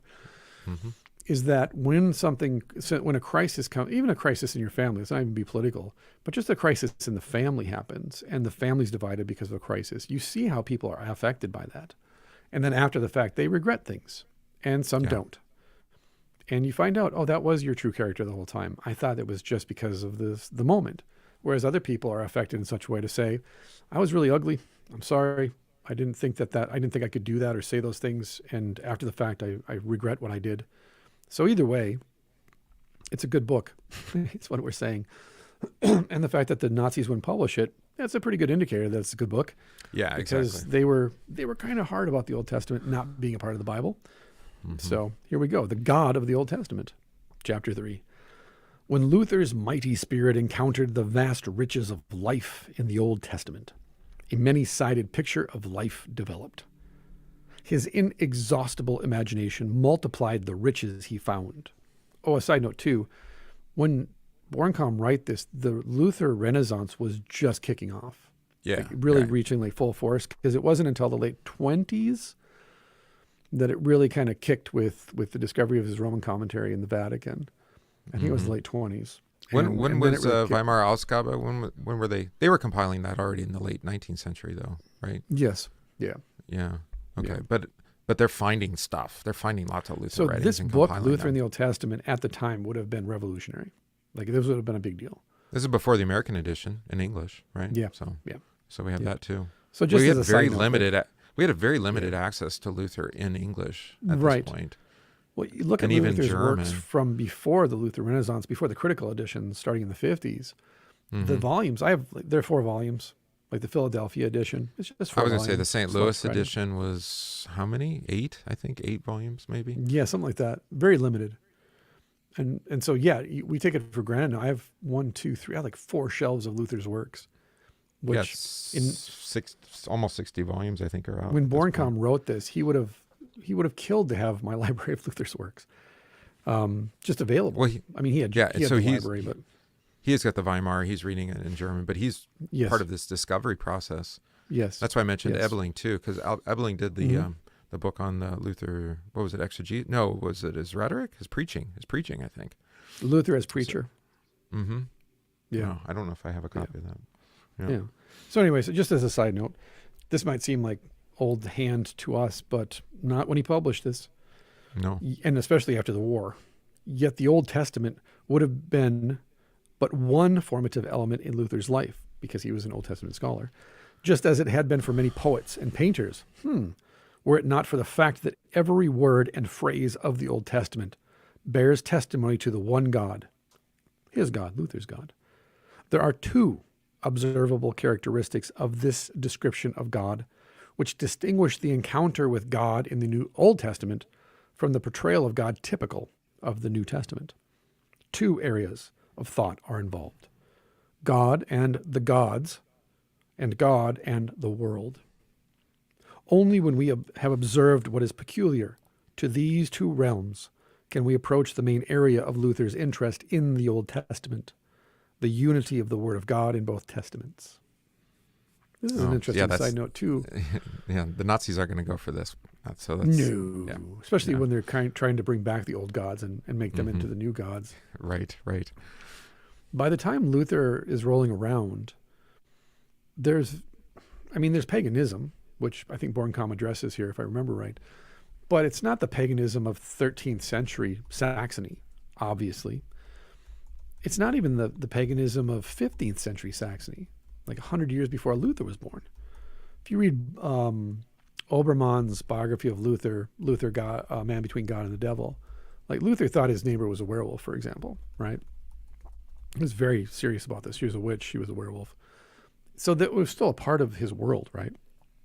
But it wasn't as strong as it was even 100 years previous to that. Because we're in Christendom now.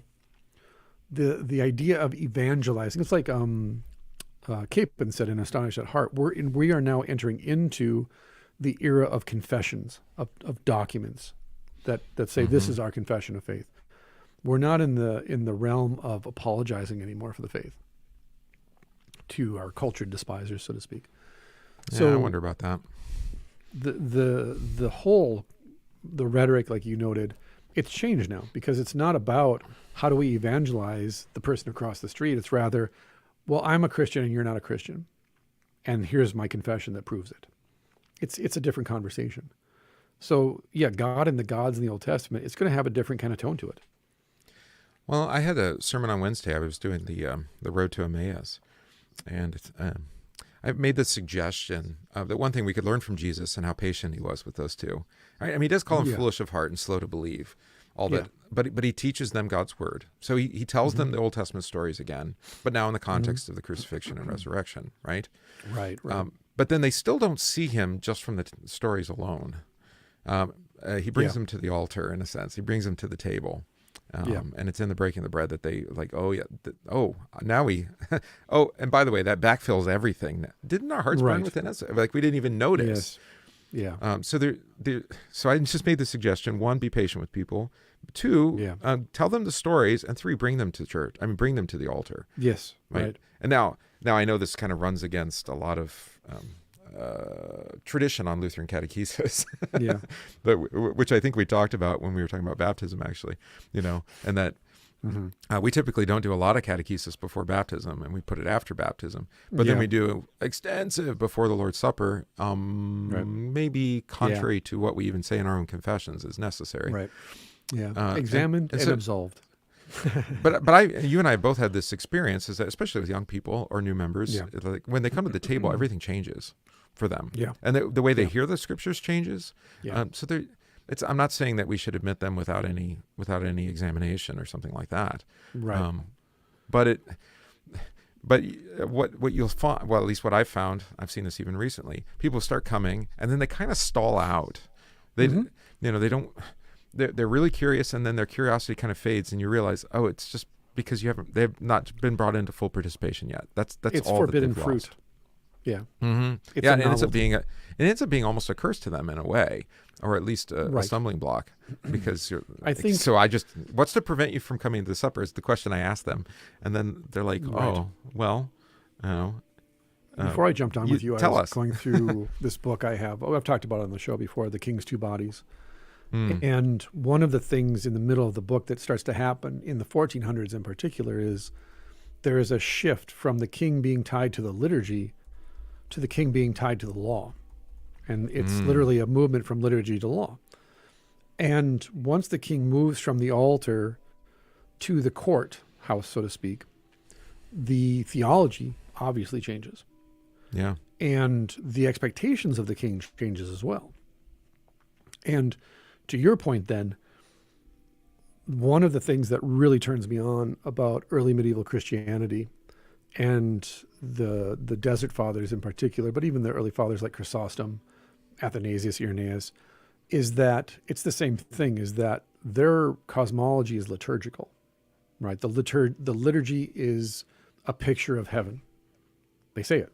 The liturgy is a picture of heaven.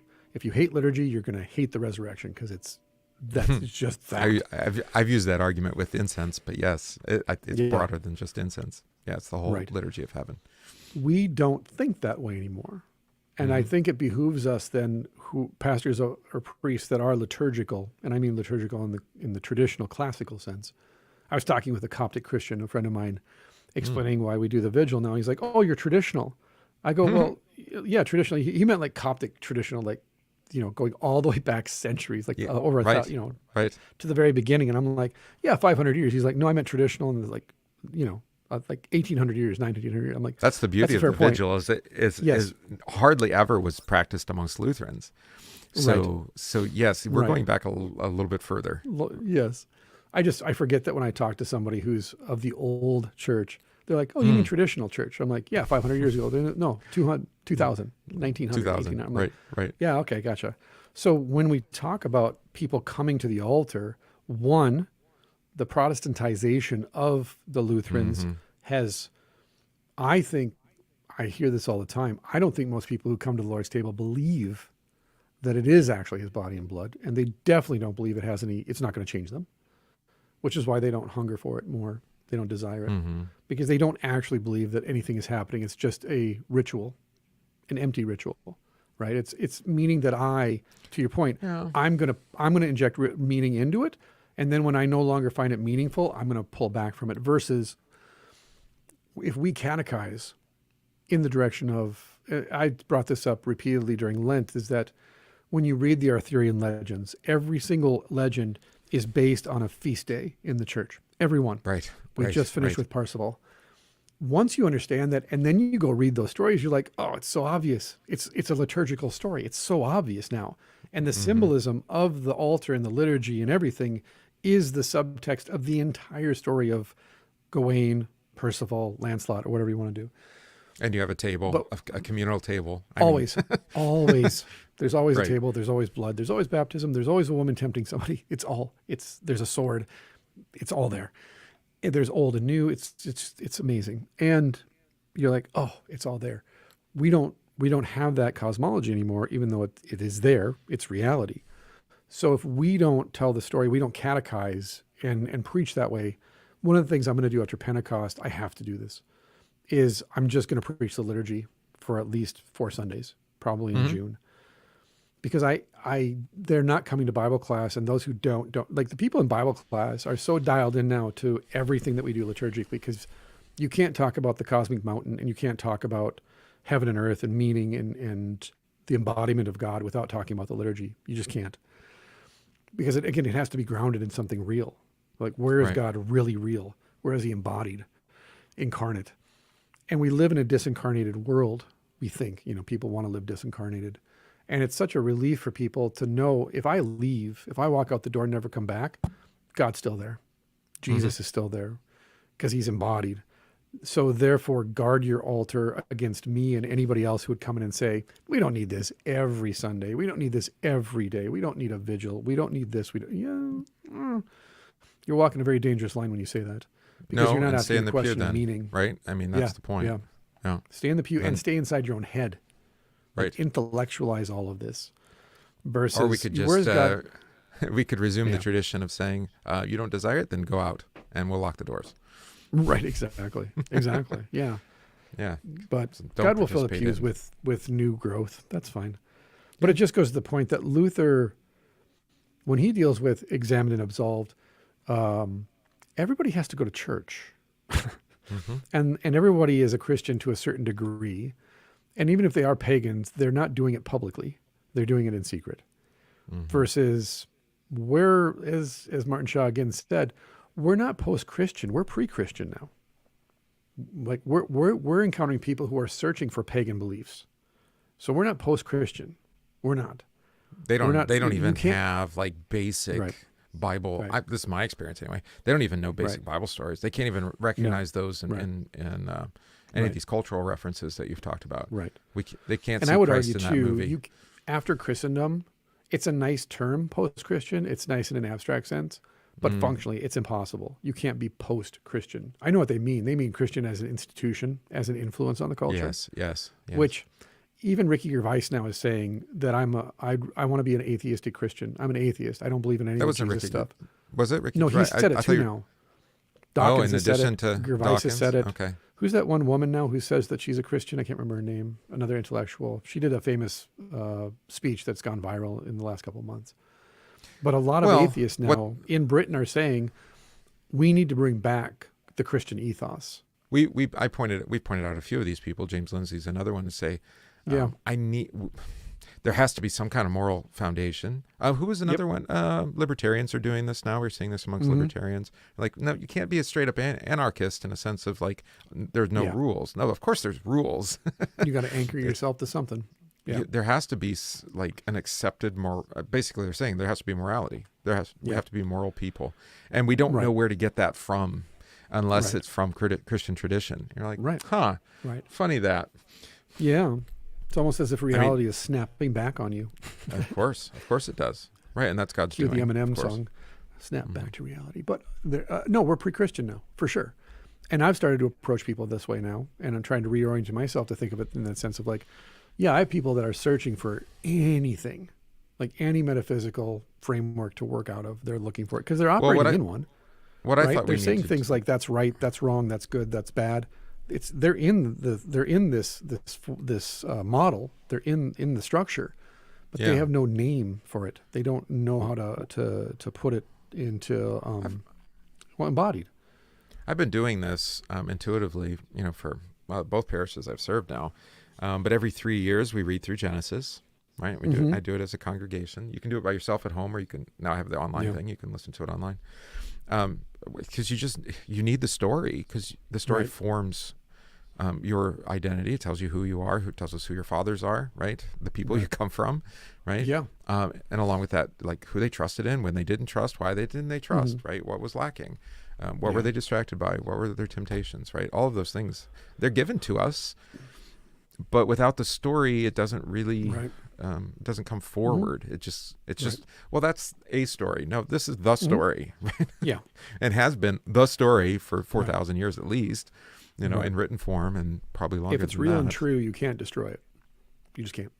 Well, that's why we keep coming back to it. I'm sure there'll be a whole nother round of biblically oriented movies, right, from Hollywood. For sure. Well, because the stories of this are coming impoverished. week, there's a big conference coming up in the following week with movie companies. And the Hollywood Reporter and Variety both said that Hollywood could take a cue from Angel Pictures. Is that Angel Studios? Angel Studios. Angel Studios, right. They did Song of Freedom, right? And I said to Annie, I go, no, please don't. Please don't start making Christian movies for us. Please don't. It's just going to make things worse. But they're going to, because it made money. They're chasing the money. And we'll end up with another Russell Crowe as Noah, right? Or something. Oh, was he Noah or was he Moses? I can't remember. Well, Netflix has a Moses documentary. But as our friend Matt Lorfield said, it's garbage. And it is. It's garbage. It's History Channel level of historical, which is ironic that the History Channel is so ahistorically bad. But no, it's terrible. It's absolutely terrible. There's almost no scholarship. And you're like, who did you consult for this? This is ridiculous. Yeah, because but there's a long tradition of that. But they don't have Jesus. Without Jesus, all the archetypes just fall like jacks. They're like Legos on the ground when you don't have Christ. Like, no Jesus, Abraham, Isaac is a terrible story. Yeah. I mean, terrifying story. It kind of is. Yeah. What's the ethos of Abraham sacrificing Isaac? Because, God provided a ram. Well, let's read ahead a little bit further and see if God provided a ram for future people. And it's like, nope. Right, exactly. Let's jump to Tamar and Judah. Oh, yeah. Let's talk about that's a good one. Yeah. That's a good one. Well, another good one. So Luther's knowledge, we're just, this may be one of the best episodes we've ever done, and we've barely gotten through a paragraph in an hour and 42 minutes. We're not satifying the parameters of the show, but we're satisfying ourselves. In a sense, though, the meta has just come to the fore. That's all. Okay. God and the gods. Luther's knowledge of non-Christian religions rested upon three sources: antiquity, Islam, the Turks, and those features of pagan religion polemically described in the Bible. He was too far removed from Islam, both in space and time, to have a genuine picture of the life and nature of this religion, although he did know something about it. As for the ancient world, he knew some of its individual features, but not the vitality, which is only vaguely revealed by the struggle of biblical faith against pagan piety, which I alluded to earlier. For he read the Bible with reference to contemporary questions and debates, and not just as a historical document. Yes. Which is why Abraham and Sarah look an awful lot like Hans and Gretel from down the street. Whatever in the pictures? Yes, in the pictures. Well, that too, but just the way he writes about them, the way he translates the Hebrew. Whatever significant traits of pagan antiquity he found in the Bible, he was much more interested in its wrestling with an alien faith. Moreover, he received a more comprehensive view of idolatry within and outside of Israel, from the struggles against paganism in the books of law and in the prophetic writings than in the very short general references to idolatry in the New Testament. That's interesting, because in the New Testament, especially John, this is my area, it's all about the cosmic powers, right? You've been reading Colossians. Like, you can't read Colossians without just crashing into I pointed out to people that if you only had Colossians and John and Revelation, if you only had the New Testament, you still wouldn't know very much. But now that we have Nag Hammadi and we have, at least that community's Gnostic writings, now we can really understand to a much greater detail what Paul may have been fighting against then. I mean, that's later. That's like 300, 400 AD. But, so it's well developed, but we can see kind of where the things went, at least if they're not similar. And we have the same. We had the same conversation about Dead Sea Scrolls, right? And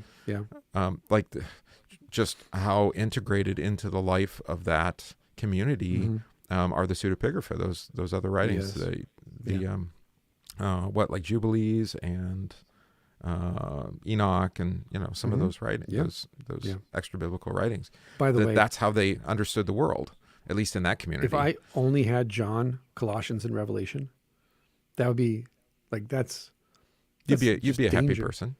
Oh, it'd be so dangerous, so dangerous. That's fantastic. I may just do the stories are rich. The stories are rich there. Oh, so good. And then add in Genesis and Ezekiel. Oh, yeah, perfect.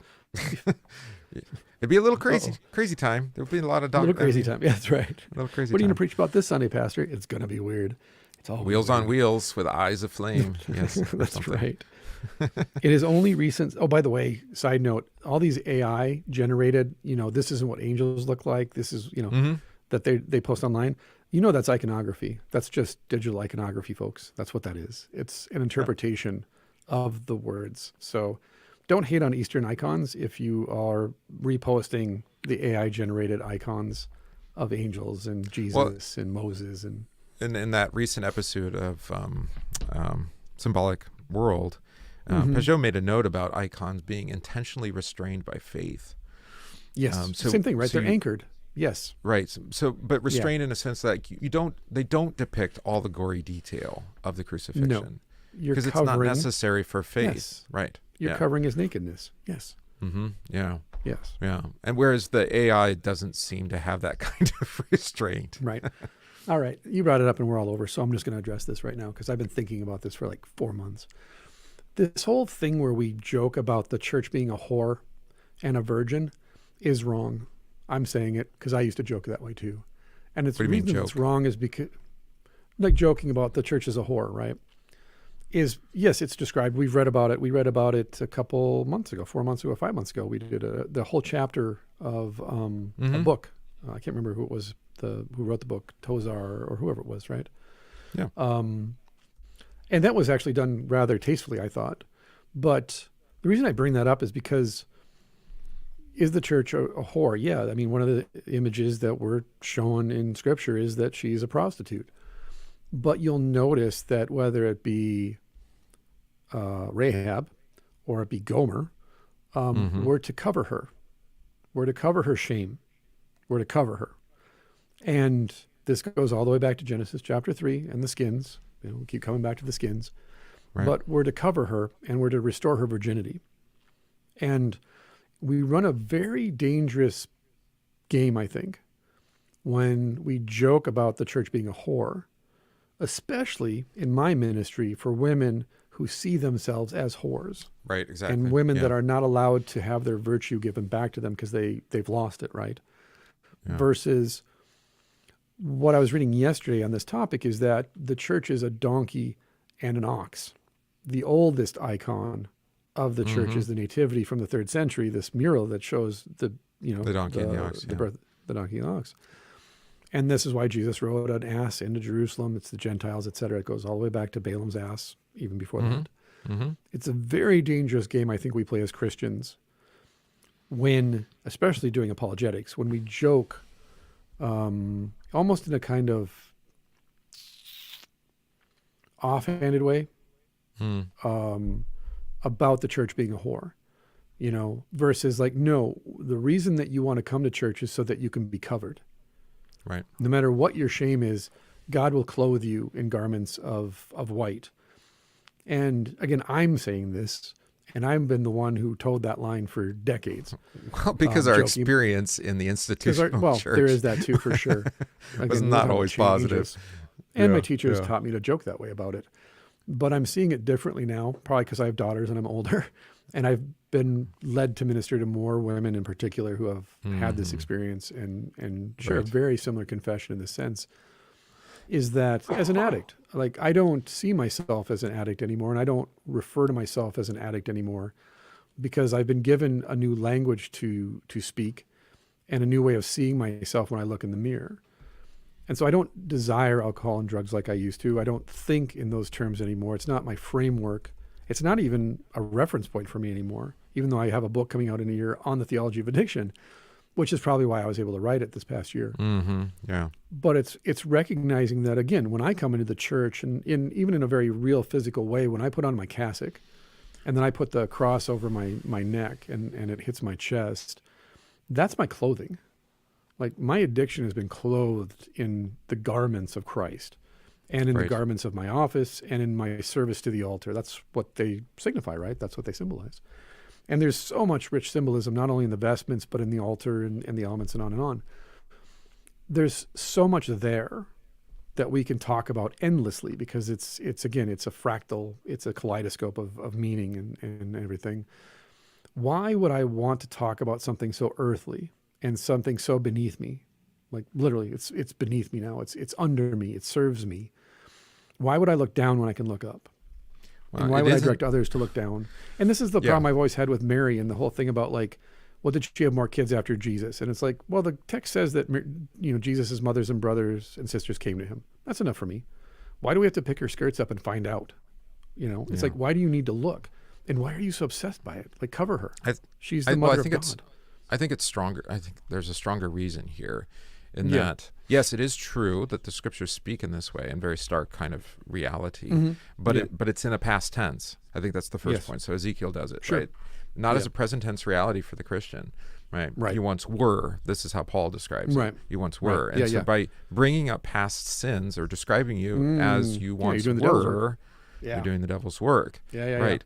Good. And even though, I mean, every time we come to confess and to be absolved, we've soiled our garments again, if you want to use that, kind of metaphorical language, I guess, or symbolic language. And then they're made white again. But the point is they're made white again. And that we spend so much time, and this is an old thing that we've both done for decades, is to remind people they are baptized. And but with that, it's not just that you were joined to Christ, although that's true, but you've been washed clean. Yes, that's true. You've been clothed with the garments of righteousness. That's true. Right. Yeah. But now you are the baptized. You are one who identifies himself in Jesus. Yeah.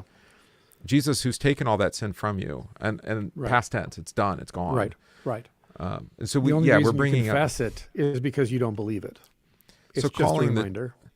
So maybe to push it just a little bit, but by calling the church, a whore, you're actually denying the work of Christ to forgive her. Correct. At least in that moment, right? She's she's also your bride.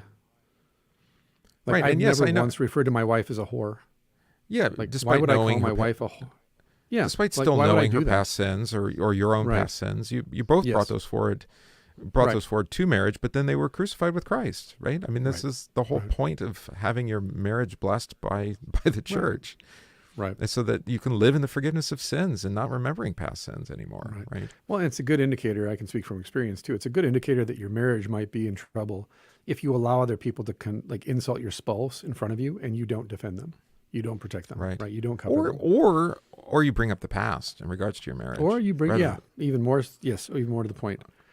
Well, remember that one time? And you're like, really? We're going to talk about something that happened 13 years ago? Mm-hmm. You're like, well, I never got over it. It's like, why? Because no one was ever absolved. There was no absolution. No, There's no well, little and where I was washing. going with this is, at least in my experience, pastoral care, that Yeah. it's brought up again. Meaning, just like we were talking about, it's something that had been forgiven, but now it's no longer forgiven, right? You actually bring it to remembrance again. To use a biblical image, it's when Cain says to his brother, let's go down in the valley to talk. Not let's go up. Let's go up to the Lord, right? Let's go up to the house of the Lord and talk. No, he says, let's go down and talk. And he takes it away from the altar rather than bringing it to the altar. Yeah, exactly. Yeah.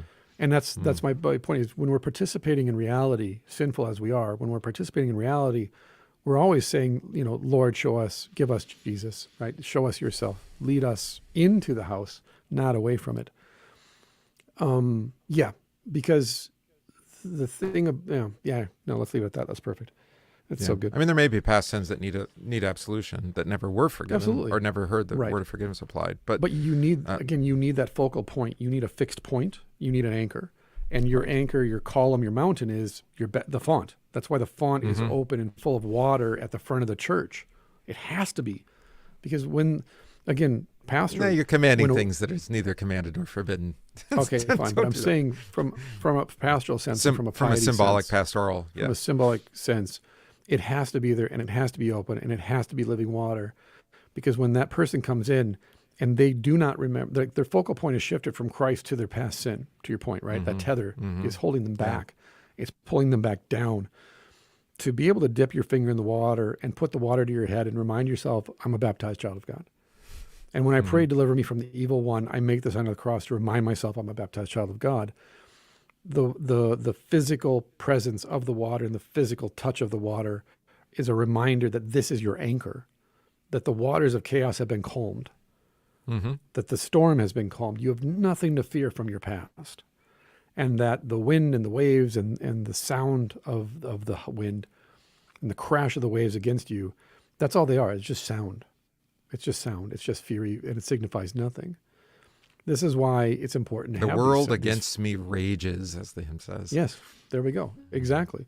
And so, I am saying it rather strongly that, I think you must have the font open and full of water, because I believe people, I know in my own ministry, people cling to those things because they have such a turbulent past.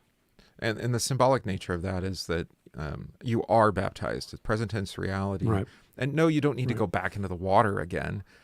No. But there's a powerful symbol there in connecting yourself to the water again. Right. Right. Right.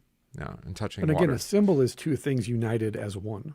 And in this sense, it's heaven and earth are united. Again, heaven is covering the water with meaning, and the water is embodying the promise.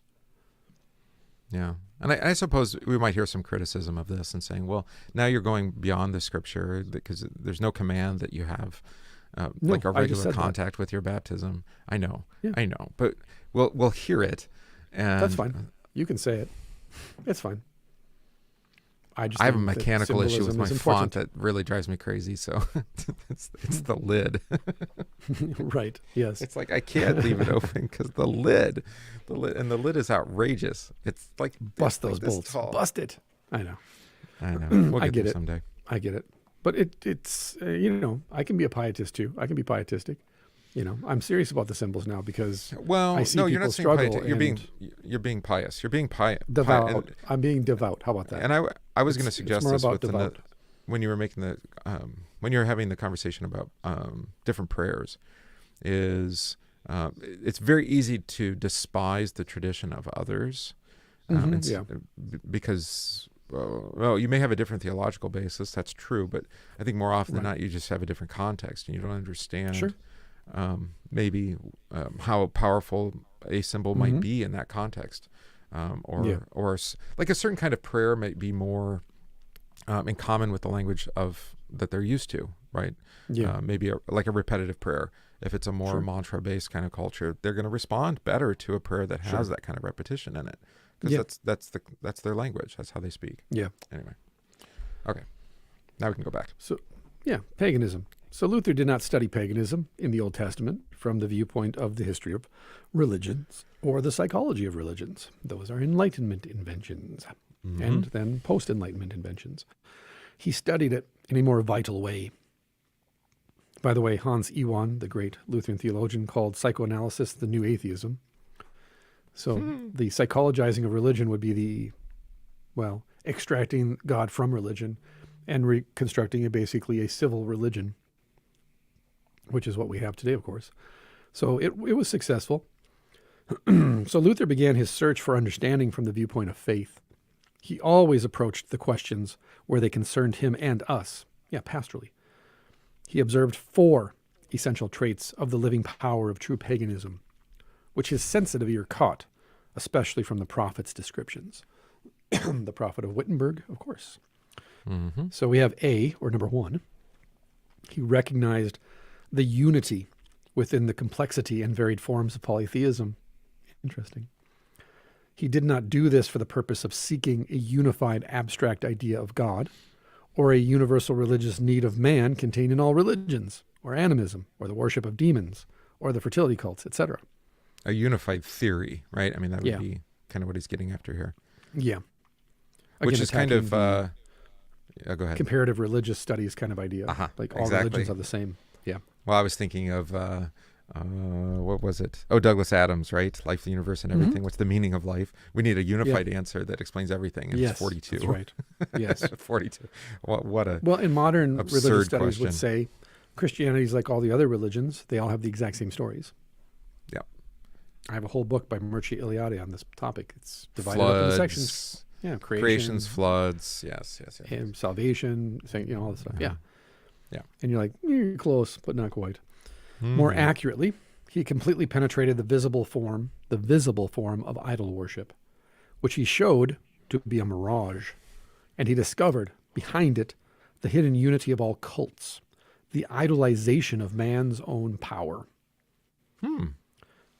Even if you name God with your mouths and with your hands sacrifice and burn incense, it means only, in the depths of your hearts, that you think highly of yourselves and are pleased with yourselves, that you are able to do these things and think you are worthy of and entitled to merit. Thus Luther genially translated the lamentation of Habakkuk into his own language. The prophet saw with fear and trembling how God awakened the Chaldean and let him snatch everything to himself, with his fishhooks and nets, his armies. Quote, therefore he sacrificed to his net and burned incense to his seine. For by them he lived in luxury, and his food was rich. Habakkuk 1, verse 16. The thank offerings men brought to the gods were praises to their own greatness. That's true. That is why reliance on one's own power and strength only seems to be different from idol worship. The sacrifice only points to the sacrificer himself. This is how Luther uncovered the hidden background of idol worship, and thus unmasked the secret idolatry of all times, which is always the same. Quote, for he who boasts of something and is gay and happy about it, but does not thank the true God, makes an idol of himself, gives himself the honor, does not rejoice in God, but in his own strength and work. There you go.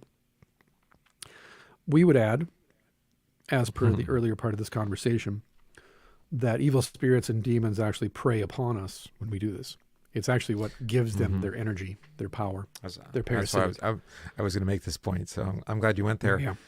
Because I think you could hear Bornkamm suggesting that Luther denied the spiritual realities of things. And Sure. we certainly know that's not true because of the way that he slanders and mocks the devil frequently. Yes. Yes. And his horde and his angel host, and even in our morning and evening prayer, let your holy angel watch over me, right? Yes. And that the evil foe have foe no may power. have no. Yep. Exactly. Right. So I don't. But Luther wants to. I don't know. Maybe this is true. Maybe it's not. But it sounds like Luther wants to give the strength or the power of the thing. It's ultimately rests on you, on the idol. Yeah. Not even on the inspiring, work of. It's not inspiring. I forget what would be the right word. The demonic work, whatever you want to call it. It's not inspiring. The influence of it. Yeah, the influence. The influence. Yeah, the powers of the demonic. All right. I mean, you have a cooperative, spiritual reality there, but it's still you. I mean, it's your idea. You're the one who did the invocation. You're the one who created. You have to get up on the altar. Yeah. I would say this. Go ahead. The relationship is this. We desperately want to become disembodied spirits because we don't want to die. Mm-hmm. Fallen angels desperately want to become embodied. Yeah. And so therefore it's the quote unquote glorious or happy exchange that we talk about in Christianity between us and Christ with sins and righteousness. Whereas the unholy alliance is, I'll trade my body for your spirit. And your spirit will be my spirit then. Yeah. Well, that's the old Crowley, right? As above, so below. It's an inversion of what we're talking about with heaven and earth. Yeah. And that is that whatever I am, that is what is above. Versus like, no, whatever is above is what I am. Like I'm being made into the image of Christ. That's the point. Instead of mimicry. He's arguing, right? A demonic mimicry to do it without God, but to do it by our own creation. Right, which comes back to why do we need blood? Why do we need water? Why do we need an altar? Why do we need the rite? It's all there. It's why do we need towers and mountains? Yes. Or towers are mountains, actually. Yeah. Why do we need the tree? Why do we need sacred groves? All that stuff. It's all there. It's just inverted. And or perverted maybe is better than inverted. I mean, because it's still close to reality. That's the problem with it. That's why it's so tempting. Mm-hmm. If it were a full inversion, you'd be like, well, no, that's obviously the opposite of what's true. But if it's close enough to the truth, but apart from God, right, then you're like, okay. Well, I could see how this could be beneficial. It's like meditation that isn't prayerful, that actually isn't directed towards God in His Word. Yeah, it's spell casting. That's spell casting. Meditating on oneself, right? Yeah. Like, here's some ayahuasca, now throwing it out to like the universe and everything. Yeah, exactly. Yeah. No, that's what spell cast. Incantation is prayer. It's the opposite of praying. Mm-hmm. You pray to God to change the world, and incantation is I'm going to pray to myself to change the world. That's why I brought up baptism, because we have true identity politics actually at play. God gives you an identity and a people, right? A polis, right? And then we do have kind of an inversion of that, right? I'm going to self-identify, and then I'm going to find a people that identify like me, rather than God putting you with a people and giving you a new name. Right. Yeah. Right. Mm-hmm. That's why we have to tear down the patriarchy, even though there's no such thing as gender. Or that the patriarchy is actually woven into all of creation, and that's what I'm saying. You can deny reality, but you have to keep erecting it to create your false narrative, your false myths. Well, it doesn't exist, but I have to keep rebuilding it. I saw some new Disney shorts that have women that are as powerful as Vader, and you're like, okay, because you can't. And here's the thing, too. Then we could all, if we all today just laid down our arms and we all agreed. With identity politics, with the woke, with all of it. We just agreed. The next movie that comes out would still be that movie because they have no other alternative narrative. They have no other narrative. No, they actually believe it. Well, you have to. Because as soon as you stop believing it, now you go, well, what's the option? There's only one. We talked about that with the COVID cult. Like, when are they just going to admit that they were wrong? They can't. You should come to Minnesota because they're still living and active. Well, I texted you from the co-op that one day. Mm-hmm, the only thing that distinguished us from all the other hippies was the fact that we weren't wearing a mask. That's incredible. But everyone's like, yeah, you belong here. Well, now it's bird flu. By the way, listeners. Listeners. Yes. Do you remember? Even the mainstream news is talking about why is the U.S. government participating with China in developing a bird flu that's 10 times more powerful. And then why is there all of a sudden bird flu everywhere? So weird. Yeah. So weird. Again, incantations, alchemy. Yeah. So this reliance then on one's own power and strength, it is the proving grounds for idol worship, right? But I don't think we want to discount one other aspect. Just because we created them, right, with our own from ourselves, that doesn't mean that they're not powerful. I mean, it doesn't mean they're not real, or not real. That's true. The Bible is very clear that they're real. Yeah. The golden calf is a great example of that, right? Yeah. And you're like, well, but it's static. The calf is static. Okay. Yeah. So what? Yeah, that's your so column. what if it can't? That's your candle. Yeah. Yeah, but it is a fixed point of worship, and they believed it. Yes. This is the key. Of course. Why wouldn't they? And by believing it, did it actually do anything? Yes, it did. Did it change their heart? Yes. Right? Right. Right.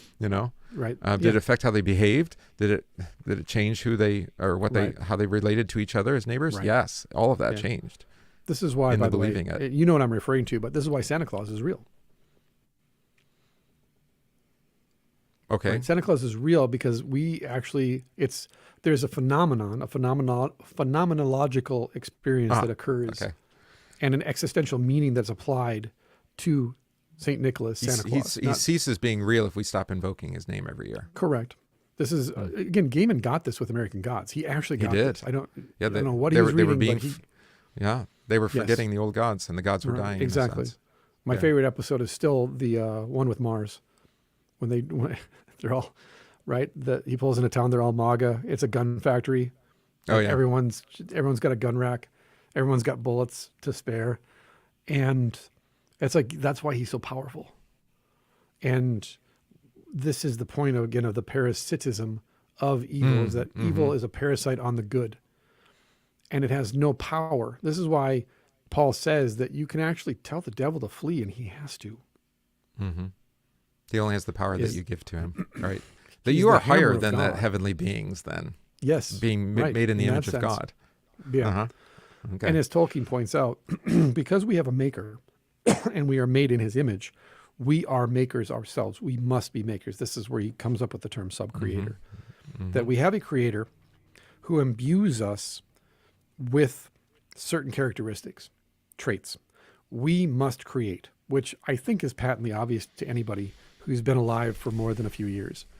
We can't stop making things, right? This is techne in a nutshell. Therefore, we will make gods.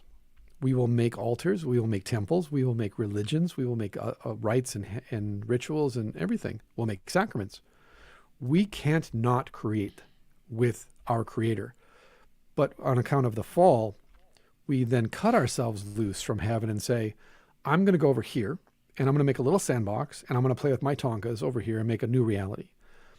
Well, you can do that, but it doesn't negate the fact that reality surrounds you on all sides. It overshadows and envelops you. And if your tower gets too tall, the wind will come and knock it down. Unless you have that big cantilever ball in it, like they did in there we Taiwan. Go, yeah. That's right. And so this is what we see in the Old Testament repeatedly, like with the prophets of Baal, with Aaron and Moses and the Magi, the sorcerers, the witch kings of Sidon, is they're allowed to go so far in their worship of these principalities that God places over these regions. But then at a certain point, he says, enough's enough. Enough's enough. I put them there to test you and you failed. So now that's it. No more testing. And that's why he's constantly saying, you got to come back. You got to come back. You're too far. Again, with Ezekiel in particular, I've sent you visions. I've shown you the future. I've shown you where this is leading. You've got to come back. But of all the signs that we were talking about on Friday with Jesus at his death, they didn't believe.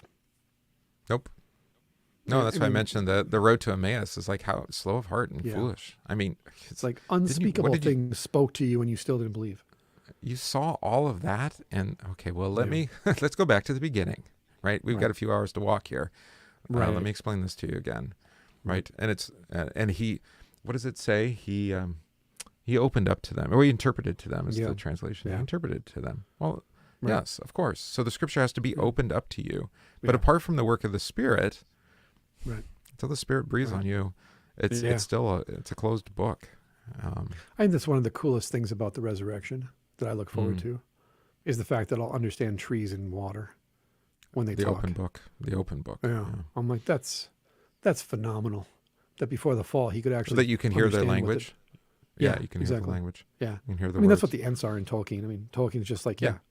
if you look at this soberly, at the resurrection in the garden, we'll actually understand the language of trees. And boy, are we, and by the way, if you think dogs are going to be judgy at the last day, wait until you hear the trees. That's a Right, problem. but also, but like Adam, to be able to command the trees. Yes, You know? exactly. Jesus shows us that. He curses the Jesus fig tree. is who Adam was supposed to be. Yeah. Right. Yeah. It's like, tree, where's my fruit? I don't have Yeah. any fruit for you. All right, well then that's it for you. Sorry. By the way, this is why in kids' TV shows, speaking of symbols and patterns of reality, this is why in kids' shows, the trees talk and the animals talk too, and they understand each other. This is why my kids love nature shows where there's Zaboomafoo and Wildcats. And, where they have them like, with false Yeah. narration. Yeah. Yeah. But again, that's the entire premise of Sesame Street is that animals talk. You even have a monster. You have Snuffleupagus. You have a creature from the margins that is brought into the center. Yeah. And he's the beloved one, actually. Yeah. Yeah. He's the lovable one. And it's all there. Again, it's all there. We yearn for it. We yearn for it. And yet we don't know how to get there. And we don't Without even Christ, recognize it when we Yeah. tell the stories. Yeah, that's interesting. It's even called educational programming, educational TV. It's trying to teach you. What is it trying to teach me? You need to find Jesus, and this will all make sense. You're like, but I thought it was about puppets. It's like, that's a part of it. Yeah. It's part of it. Go deeper. Think about the symbolism of puppets. And now we're back to idol worship. So man's idol is not only that on which he relies, rather he is again and again his own idol through the medium of all of these idols' masks. Quote, for that which one cherishes, that on which one relies, that is one's God. Because one should rely on no one but God alone, and cherish nothing but God. But the godless must console themselves with their own works and power. This is their God. They cannot do otherwise. That's from Luther's commentary on Habakkuk in 1526. Yeah, it's interesting that he's finding that to be so significant. Yeah. I don't know the last time I've read it. Yeah. Yeah. Me either. It's been a minute. Okay. For sure. Yeah. Israel's false belief in election, which relied on itself, and which Luther found attacked in Deuteronomy chapter 7, verse 7, it was not because you were more in number than any other people that the Lord set his love upon you and elected you. Well, there you go. Qualitative versus quantitative truth. Mm-hmm. Is exactly the same kind of idol worship. Exactly. Luther thus systematically reduced all idol worship, the proud self-reliance of the godless man, and the false Jewish consciousness of election to one common denominator and to one united front against the first commandment. It was the front of natural man in all his disguises. This idolatry was basically nothing but the idol worship of the past. And by the way, this is also why we then turn the first commandment into an idol all by itself.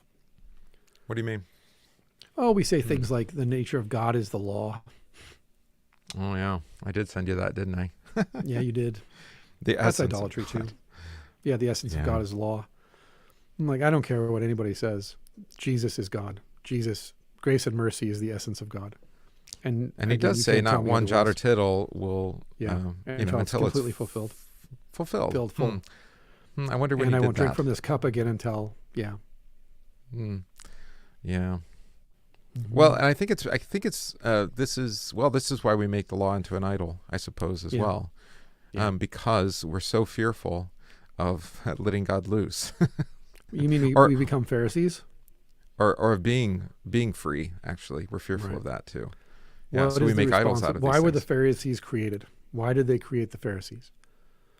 To protect don't the know. law, to protect Torah, Yeah. so that they could never fall into false belief With again, more laws. and it never be lost. Yeah, With more laws. right. They rediscover the law. They rebuild the temple. They go, holy crap! Like we can't repeat this again. So We need a class of people. right, and we need Yeah, more we need laws to protect those laws. We need scribes, and we need Pharisees. Yeah, Yeah. Okay. the Pharisees are there to protect the law, so that they don't lose it again. Well, and they had it. I mean, Yeah. it did work in that sense. Sure but, did. but where's Wildly Christ? successful. Right. Where's Jesus? Right. Yeah. And he flips it. He flips it on him. What's that with the the woman caught in adultery is the great example of that. It's like, well, those of you who have no sin, you cast the first stone. It's like, see, the law hasn't even done its work. You've protected it, but you preserved yourself from it in the process. I just thought about this. I think it was the 12th Legion that was sent in to destroy Jerusalem. And they destroyed the altar, but the Pharisees as a sect survived because they had the 10 Commandments in their heart. And they had the 10 Commandments. That was the focal point of their faith, their piety. Whereas all the other Jewish people had the altar, the sacrifice.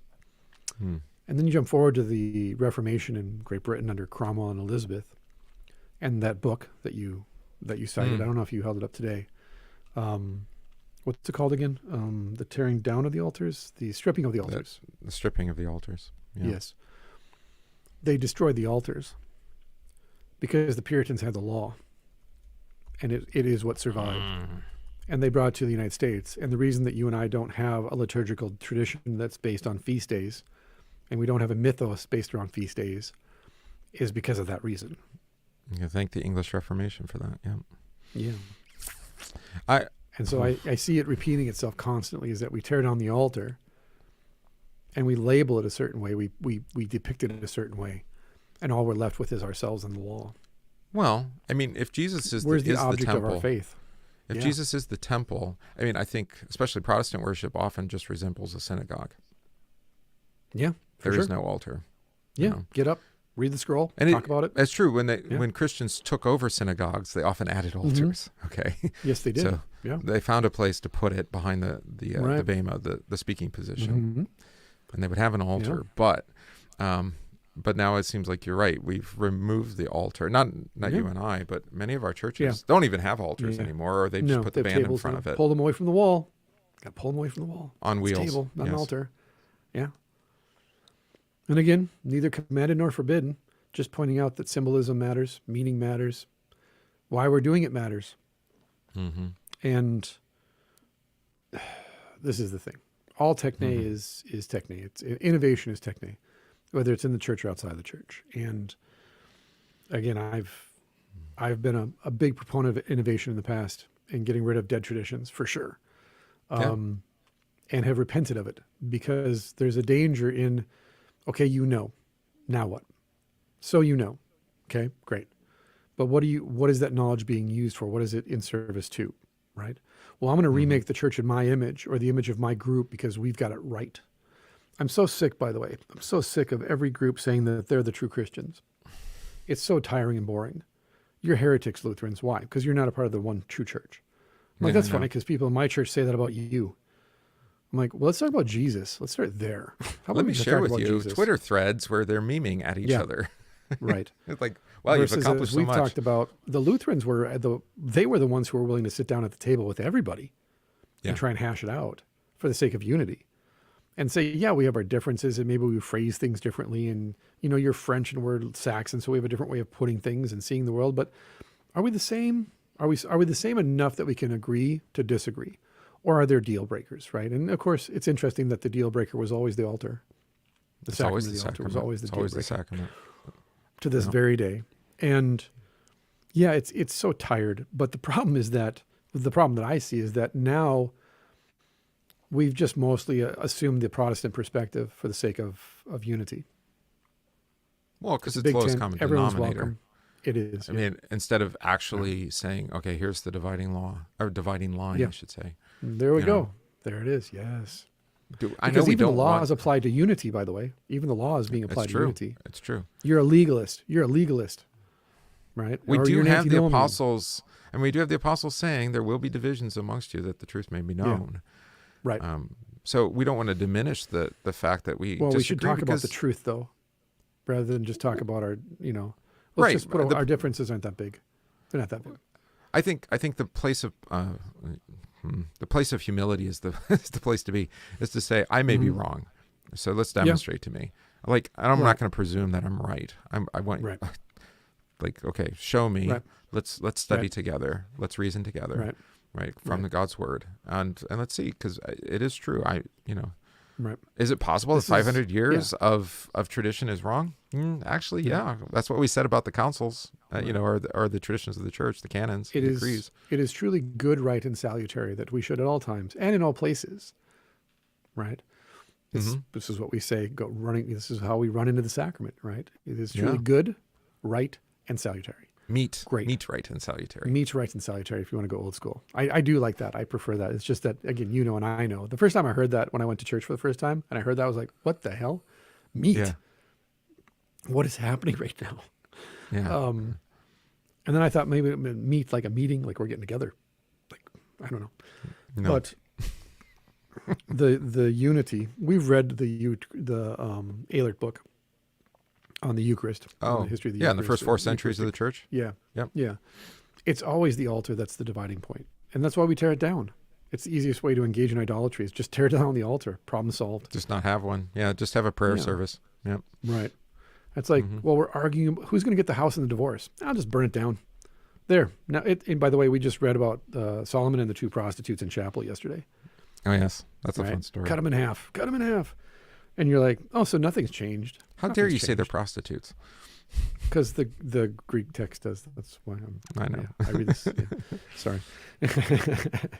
They were alone in the house, and they both had babies at the same time. And you're like, this is a bit strange. Yeah. How did that happen? Yes, but no, we're always doing this. We're approaching the law as a do-it-yourself project, right? And yet we're bewitched by the law because it appeals to our heart, because the law is written on our heart. It's our default position. This is why we have to be constantly reminded that we are forgiven and we walk in that, wetly garmented. And that's why you don't hear me read the 10 Commandments at the beginning of the service on Sunday morning. You already know them. I don't have to tell you about them or remind you. You know them. But the gospel, that. Well, the question is, do they? Yeah. Yeah. What's that? The law? Yeah. Come to confirmation. Exactly. Come to catechism classes. They'll give you lots of laws. Yes. Yes. Right. They may not know the specific wording, but you give me 4 Sundays in a row at the 10 Commandments. I don't need 10 Sundays or 12 Sundays, actually. And we've complained about this, right? That when you teach the catechism, you spend 12 weeks on the law and like 3 weeks on the sacrament of the altar because you got to like hurry up and finish before the end of the church year. Versus I just flip that, and now I spend like 3 months on the sacrament and then go into baptism and then work my way back to the law because the kids know the law by nature.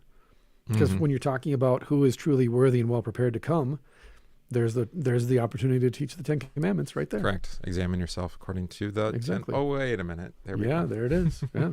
And if you don't make it past the first kids, you don't need to know the other 9. They'll just happen organically, actually, by nature. So the idolatry is basically nothing but idol worship of the past. That's it. Of the natural man. Yep. The natural man. So the first commandment is the one. It's the big one. All idolatry streams out. It's like one of the 4 rivers that stream out from the garden. But in this sense, it's how the sinner uses the law and then turns it into a stream of dead, brackish water of idolatry. Well, it is kind of the failure of the way the commandments are usually taught, to like to inform government. We'll just use that. Yeah. And so then they'll esteem probably commandments 5 through 10, that's murder forward. Yeah. Maybe 4, maybe authority. They'll use that commandment to justify their own authority. But they refuse to acknowledge the authority of God's word or God's name, or that there is any other God. And so then the rest of the commandments are like, they're ultimately, I guess they're rules for life or something, but that would, but they've lost all of their, their source of authority, right? They actually, why should I even listen to them? Who cares? And that's how, well, that's the world we live in now, right? I mean, who cares about protecting reputation? To push the imagery, it's not living sweet water, right? It's not water from the rock. It's not living in sweet. It's dead. It's brackish. Do you know how many housing projects are built on swamps and sloughs now? Yeah. In the ancient world, they wouldn't even think of doing that. No, because you can't get fresh water. True. Well, that, and it's also a portal to the underworld, the peat bogs. Yeah. And then I drive by these, I see them, backfilling them in with dirt and doing all this stuff to build houses on top of them. I think to myself, you're building on dead ground. You're building on the entrance to the underworld. The controversy in my town I grew up in when they built homes. Well, I think they were no, they weren't condos. They were apartments. They built apartments on an old landfill. Yeah. And everybody's like, it's going to settle. Well, it had been like 30 or 40, 50 years since they had done it. But I think you're making a point here that I hadn't really thought of until now. No, what was really offensive about it was that they would dare to live on a garbage dump. Right? Yes. Because it's desecrating in a way, or it desecrates you, right? You're not garbage. Why would you ever live on top of garbage? Correct. It's very interesting. Yeah, you're building your house on dead things. Yeah. God only knows what's it's symbolically, it's very powerful. And that is interesting. Huh. So number 2 then, since the existence of the pagan gods not only presented Luther with a problem in the context of the history of religion, but also in the quest for the reality of God, he was forced to expand his thinking on the subject. Whence do these idols, these nothings of stone, wood, or iron get their enthralling power over man? I mean, the upside is Jesus died in a garbage dump, so if there's anybody who's poised for salvation, if your house is built on a slough or a dump, it's you. So rejoice. You stand victorious over the that's right. Over the dump. There we go. Okay. That's right. There, I just want to put a gospel spin on it so people weren't insulted by what I just said. Whereas modern philosophy of religion, well, there's a problem right there. Modern philosophy of religion meagerly covers its perplexity on this question with animistic or magical pseudo-interpretations. There. You know who he's being influenced by right here.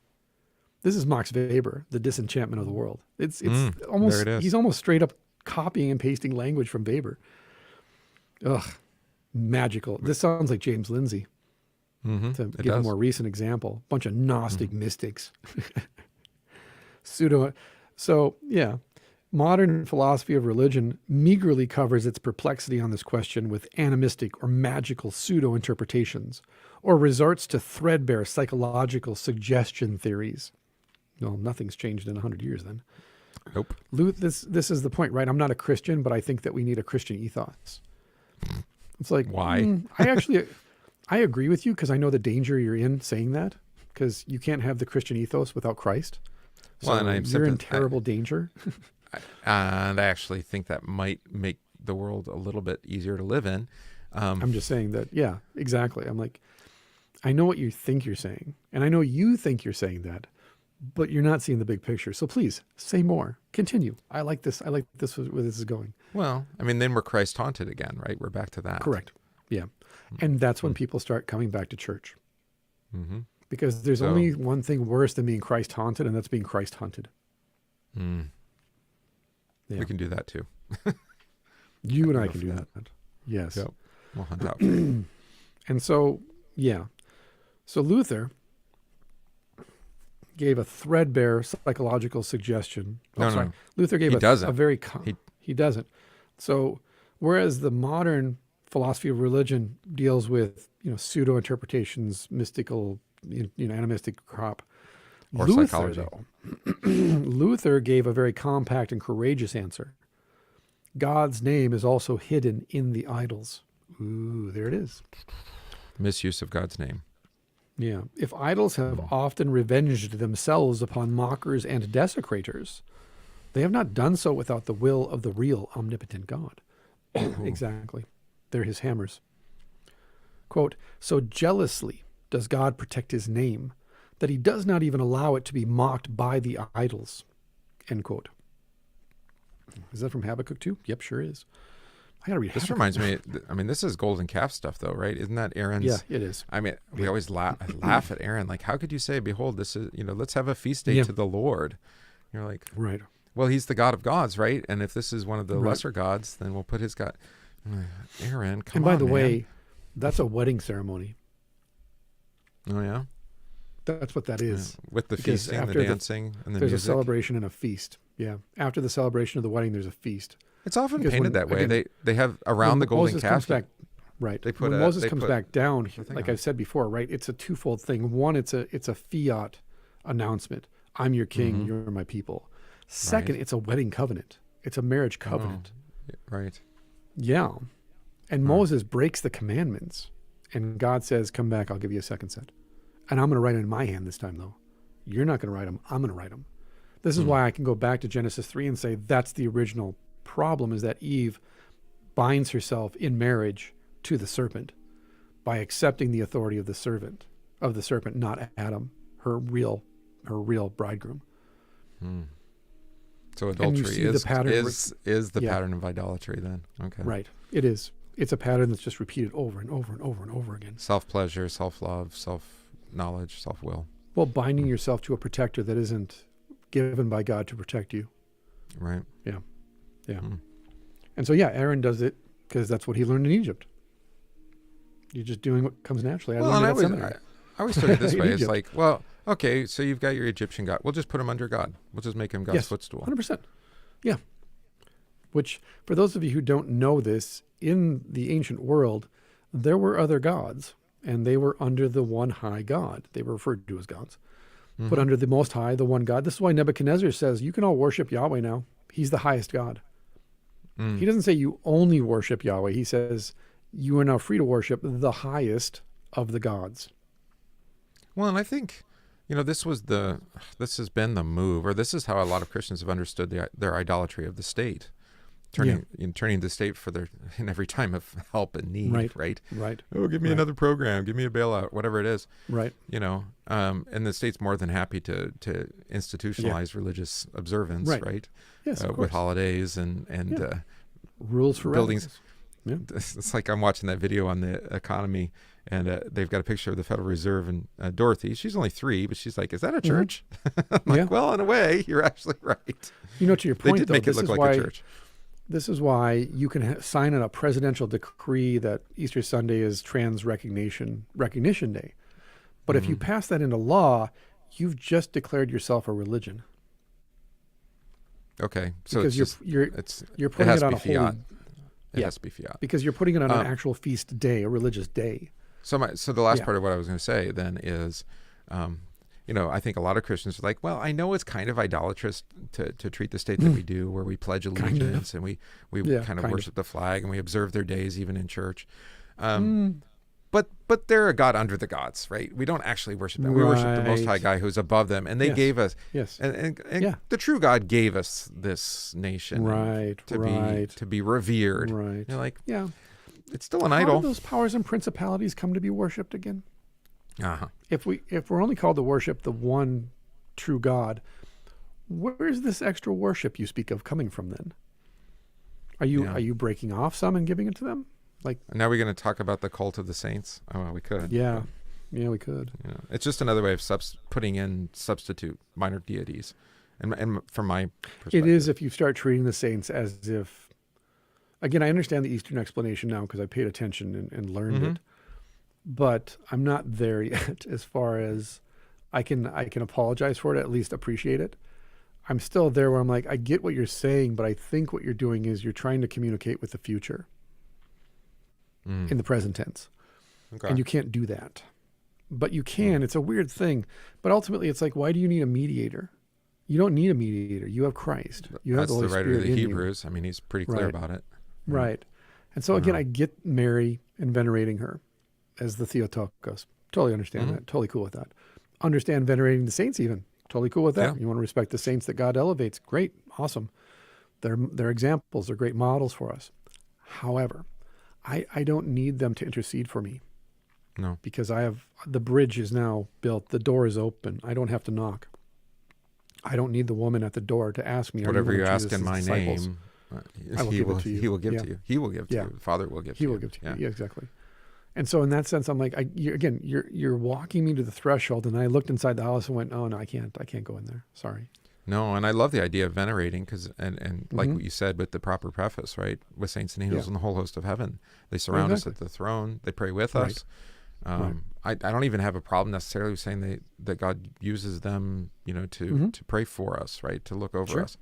Yeah. I just don't have any promise they hear me, and I don't need them to hear me, actually. Right. I have only one promise about that Jesus hears me. Exactly. Yeah.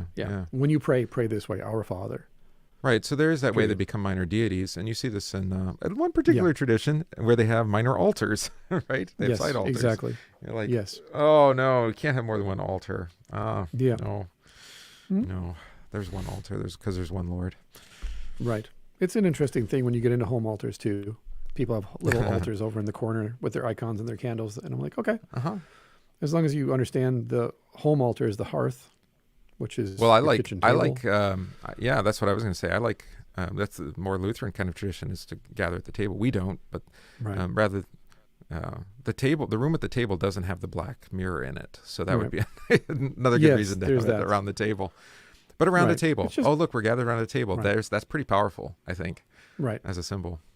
Right. No, when you go into your room, close the door and pray in private, totally okay with that. Got it.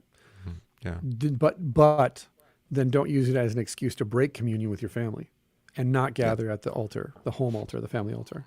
Those are two different things. They have two different functions then, vocationally. But if you turn the one altar into a place to escape from your family and then have communion with God, now again, we're starting to float away into a disembodied existence or a want for it. So again, it's just understanding, it's not dividing the things, it's just distinguishing the things. And as Lutherans, we kind of put an emphasis on that. We don't divide, we distinguish. It's very important. Just everything in its proper place, that's all. And so, jealously does God protect his name, that he does not even allow it to be mocked by the idols. Whoever mocks an idol also blasphemes the name of God hidden in every idol.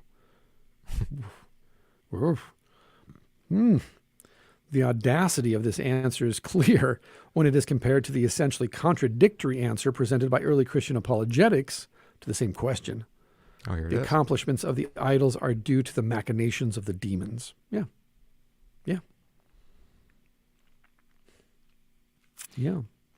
Although, what do we do with Elijah and the prophets then?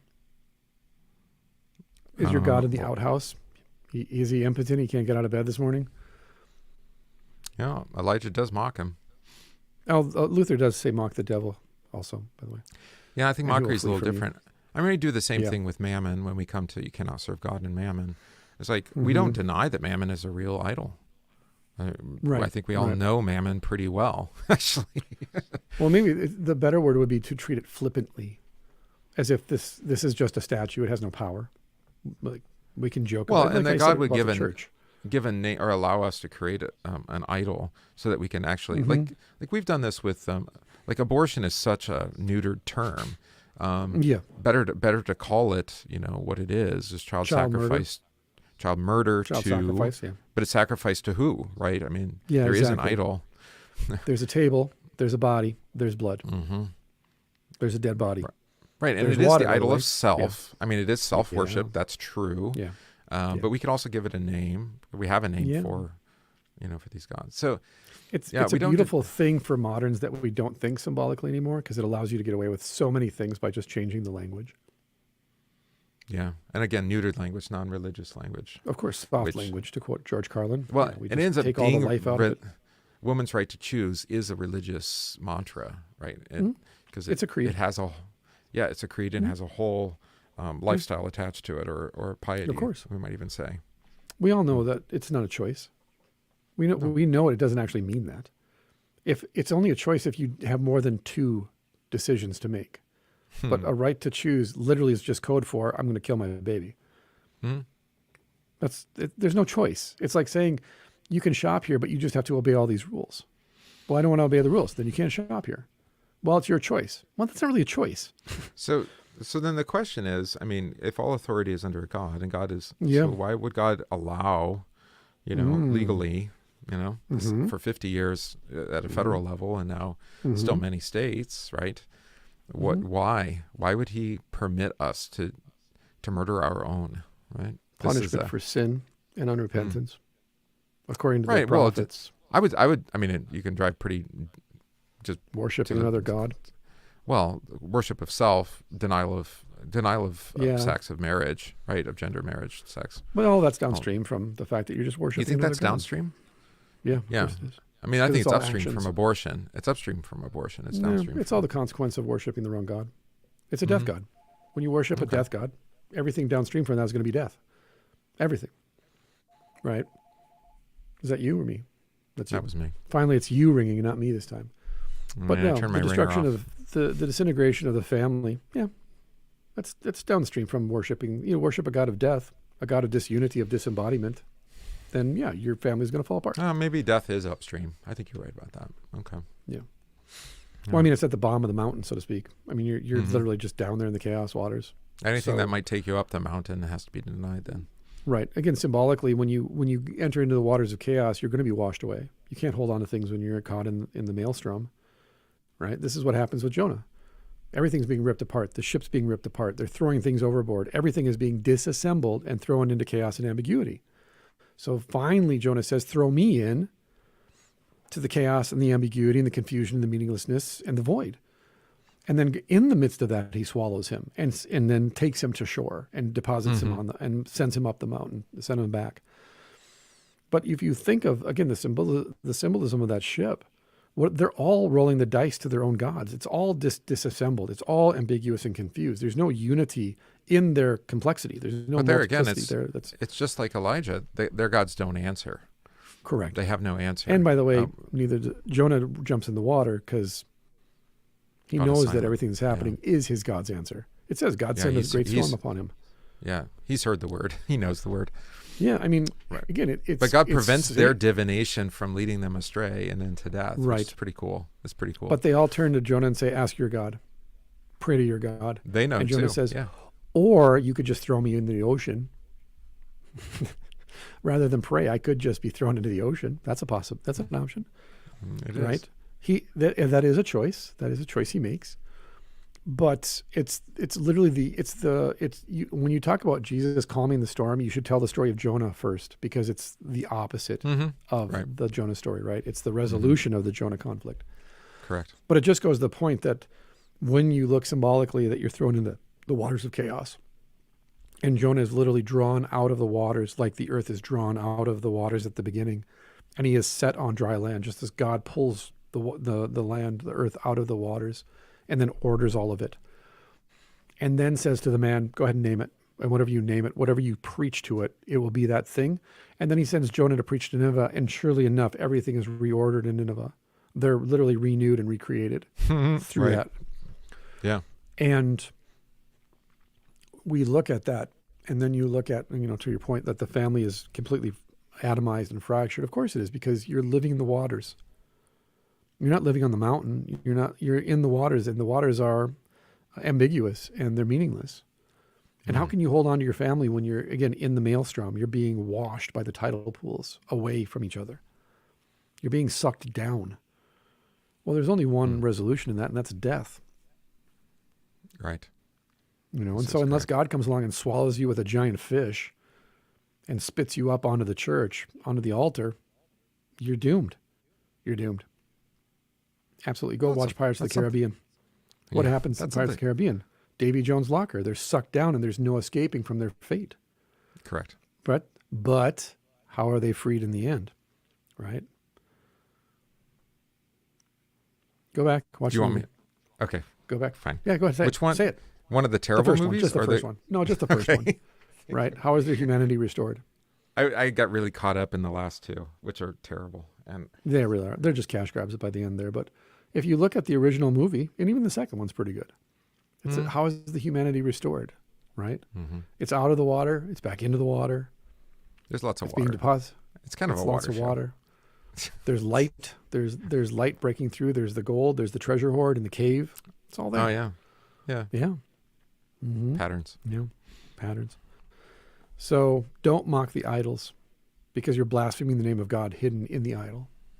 Instead, use the idol to pull out the truth.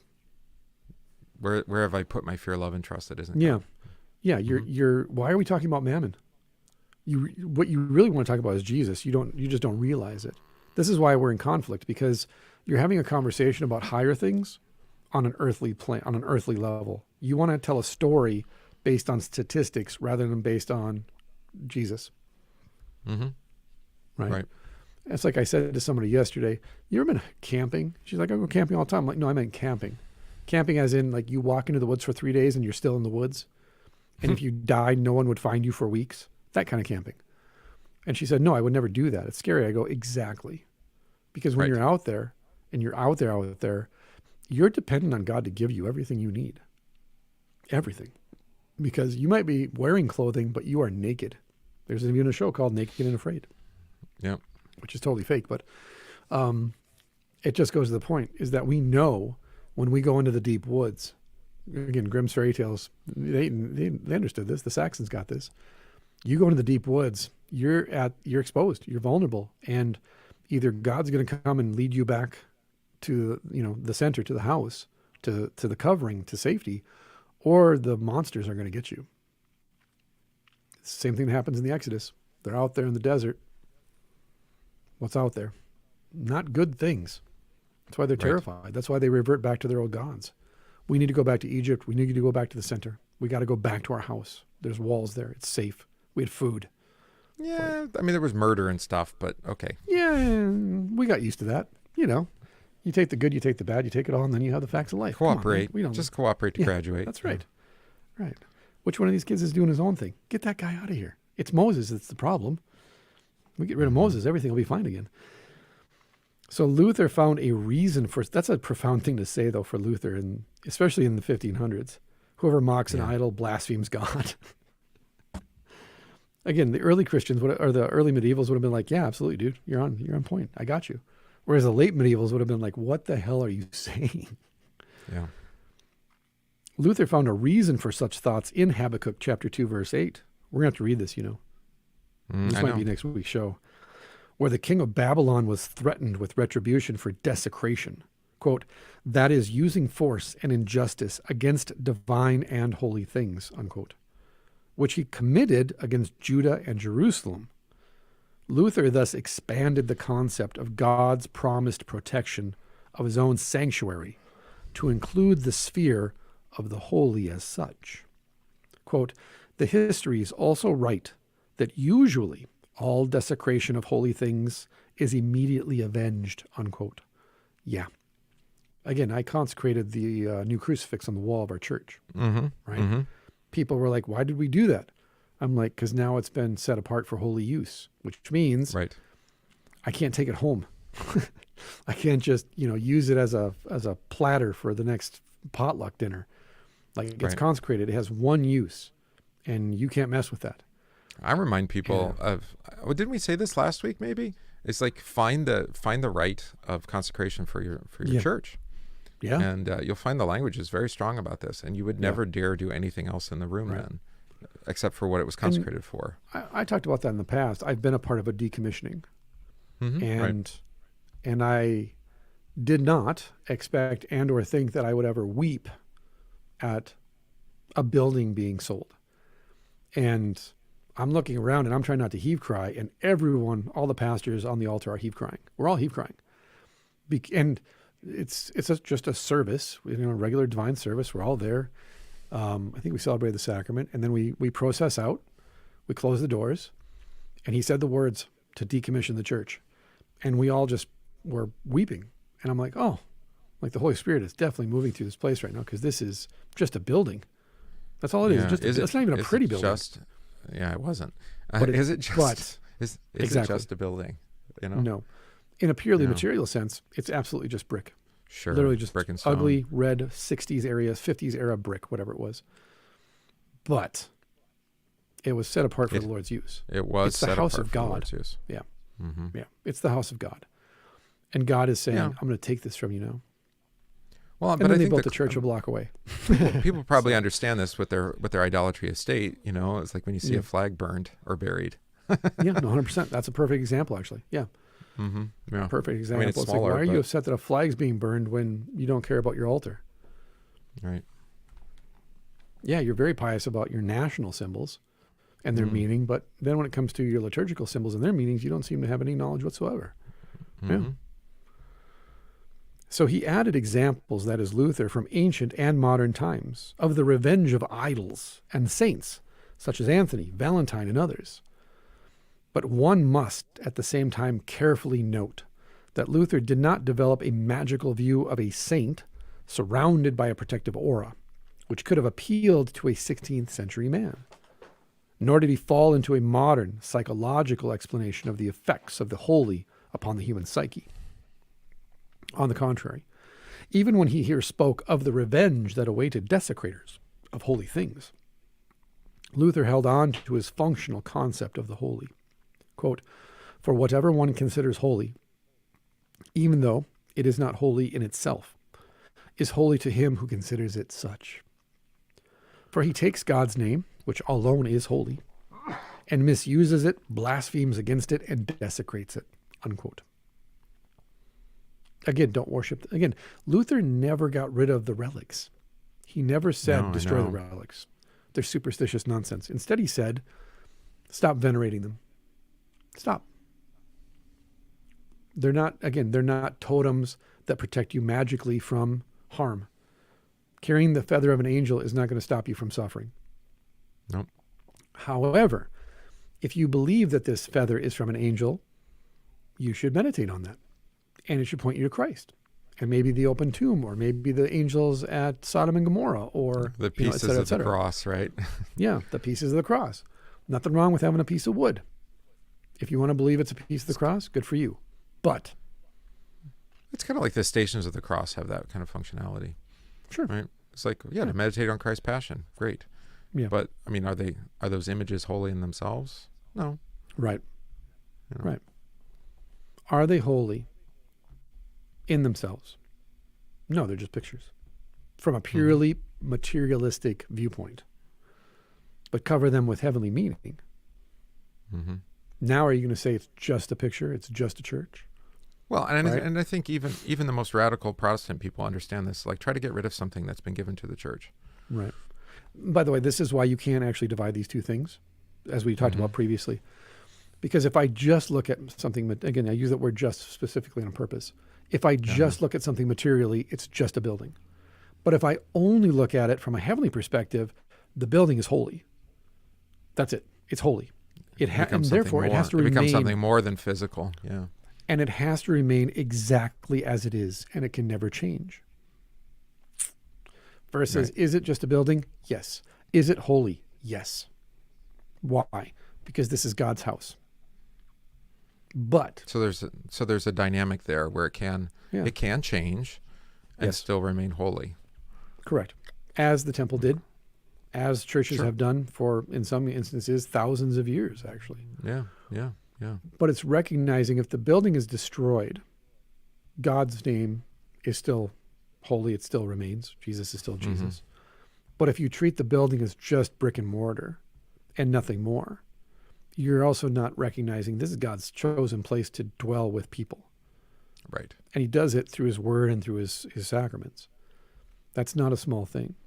No. So yes, we have the sacrament at my house, at my table for chapel. That's our hearth. That's our family altar. We also do it here in the divine service on Sundays and at other times. And yet, what the point is that it's just bread and wine. It's just a table. It's just an altar. But once God's word is applied to it, united to it, it ceases to just be material. Now, it's the table of the Lord. And so, behave yourself. Yeah. Yeah, it's being used for God's good purpose. Exactly. And when does it stop being that? Yeah, when do you stop being that? I mean, this is... And the answer is why I asked that question. I know, it's a pedantic Lutheran question that often comes up. And yes, it is. It's very fatiguing because you're just like, well, I don't know why I would act as if I would know. Right. That's the first point. And second is like, well, like with the sacrament, he says take and eat. So just take and eat it. And if there's leftovers, eat it. Yeah. Or, or pour it out or whatever. But, out of respect, out of veneration for the thing. Be devout. For the thing that was set apart for God's use. That's right. Right. Yeah. Right. Yeah. So when you're not in the king's presence, do you act like a jerk? Yeah, some people do. Sure. That's you have true. bad days. But you're still subject to the king. You're still in that king's kingdom. You're still a part of you still rely on the king, right, for your good and your well-being. And so act that way. We would call that vocation. Yeah. Other churches actually call that the gospel. As I was listening to a lecture the other day, the gospel is, this is the message. Now go live as a citizen of this king's kingdom. Now that you've heard the message, that's the gospel. I was like, no, that's the law. You're being told to go do something. That's not the gospel. That's just more law. It's just, it's kind of nagging law too. It's like, you're not being a very good citizen. Versus like, I see where you're going. I'm just not strong enough. And so, again, St. Anthony, St. Valentine, Venerable Bede, the guys that I'm studying, I look at them and I say, man, there's so much I can learn from these guys about being devout men, being men of God, serving the altar. Simultaneously, I completely disagree with them about the Mass. Yeah, I know. It's fine. But again, I'm distinguishing. I'm not saying because I disagree on one thing, I'm just going to throw out everything. I'm rather asking myself the question, okay, they believe this over here, so then what is this over here doing in relation to that? And can I separate these two things and still have the core teaching there? Because they're great apologists, they're amazing evangelists, and they have a great deal to teach me. It's just on this one area, I'm like, not so much. It's interesting, too, because in the early medieval church, I've got a book of Anglo-Saxon prayers from the 13th century, so the 1200s, and they do pray to Mary. They have the prayer to Mary, and they do have a prayer to the saints as a part of the prayer book. Sure. But it just doesn't come up a lot in their writings. No. And when it does, it's just there again because for them it's just normal, right? You don't linger over it. I always suspected that the especially in the 18th and 19th, I would say actually into the 19th century that when as you're having a more feminized church that because of the Enlightenment effect, then you're then you need more femininity in your God or in the saints. Yeah. And so it started as just an outgrowth of the cult of the saints, and then it becomes institutionalized because of its advantages, right? Yeah. So we can, there's too many that's been men. my thought. We got to have more women saints. It's the original woke. And so it's a good point, though. Whatever one considers holy, even though it's not holy all by itself, it's just raw material, it's holy to him who considers it. So don't mock it, but rather recognize like, oh, this person has invested this thing, like this cup in front of me, and said, this is a holy cup. Why is it holy? Well, because I got it blessed by a priest. Okay, do you know what the word holy means? First of all, we do this for homes. I mean, we bless homes. Yes, we do. And in other words, we use God's word to set it apart for the use that it. And the words of blessing apply to the use of each space. So I mean, well, again, we set it apart for sacred, that is holy use. Yeah. Right. But I've never been too direct in the house blessing as to the use of the master bed, but I was going to say, we know it's not entirely holy. Yeah. Well, if you have children, it's a funny kind of sacredity, but it's still there. And he returns to this now, right? That it's a functional concept of the holy, for sure. Whatever one considers holy, again, it's not in and of itself holy. He considers it such. He takes God's name in this sense then, which alone is holy, and misuses it, blasphemes against it, desecrates it, right? This is in the life of Brian, by the way, about midway through the movie. The holy receives its seriousness because it is born out of trust and faith, which modern church has turned into. It's all about my believing. If I believe it, it's real. Believe, and by the way, this has become then, what is it? See it, believe it, realize it, kind of thing. Like name it and claim it. Yeah, kind of like that. It's laugh, the most love. vulgar, grossest form of this statement. It's trust and faith that makes something holy. Seen from God's viewpoint, the same situation means that God has lent his name to the gods and to the sanctuaries.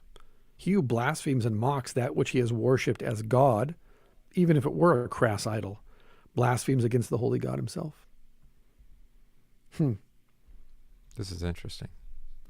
I think he's making a lot.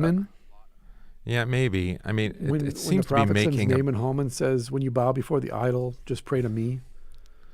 I think Bornkamm might be making a bigger case than is consistently made from Luther. That would be my question. I mean, so we have this commentary on Habakkuk.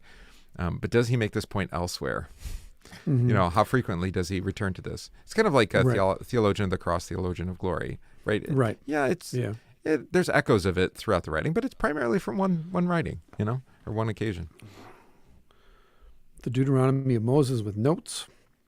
It is probably this basic idea, developed here by Luther, that the name of God is contained in the idols, which is responsible for the somewhat different interpretation of the Baal-Peor, here compared with the one proposed earlier in Against the Spiritual Estate of the Pope and the Bishops, falsely so called in 1522. So there he talks about it previously. Luther did not change the translation of Baal-Peor, a man with his mouth open. Yet whereas he had described him earlier as an unchaste gaper, interpreting him allegorically as spiritual unchastity and seduction of souls, he now suspected the chief maw, primarius, hiatus, to be the god of revenge, who will swallow the enemies of the people dedicated to him. One can see how Luther rejected the allegorical method, even with regard to details, and how he was willing to be led to clearer, more convincing explanations within the context of his growing theological insight. This is hermeneutically noteworthy, even though Luther missed the actual meaning. Peor is the name of a place. Yeah, this is going to come So up. that's in the footnote. paragraph. Yeah. So that's next. That's the paragraph. No, that's the footnote for the next part. But anyway, you Right. get the right idea. Yeah. But it just leads into it, that's what he's after. So Luther had no compunctions at all in applying his general conviction that God's name is hidden in the idols, in particular idols, in a concrete way. Thus he was convinced that the Moabites prayed to the real God under a false name, Baal-Peor, and a false cult, as did the Israelites who worshipped Baal. Quote, hence I believe that the true God was honored under this lying name and false worship by the Moabites, and by the children of Israel he was called Baalim, as the prophet Hosea testifies, chapter 2, verse 8. Luther did not realize that with such an understanding of idols, he far surpassed the thinking of the Old Testament prophets, who rejected them as mere products of a corrupt imagination, who denied in them any reality at all. All, even the hidden meaning, Luther envisioned in them. Nor could he have noticed it. His discernment of the reality of the divine name in the idols did not, of course, negate the prophets' conviction that idol worship was robbing God of the honor due to him. Nevertheless, to Luther, it was truly an actual robbery. The pagans had robbed God of his name. The godlessness of the pagans, the idolatrous Jews, or the papists was their acceptance of the true name of the true God and their dishonoring of him with rites not commanded by him, but which they invented themselves. Quote, the Moabites and other nations did not worship demons because they knew that they were demons. They believed that they were serving the true God, no less than do the idolatrous Jews.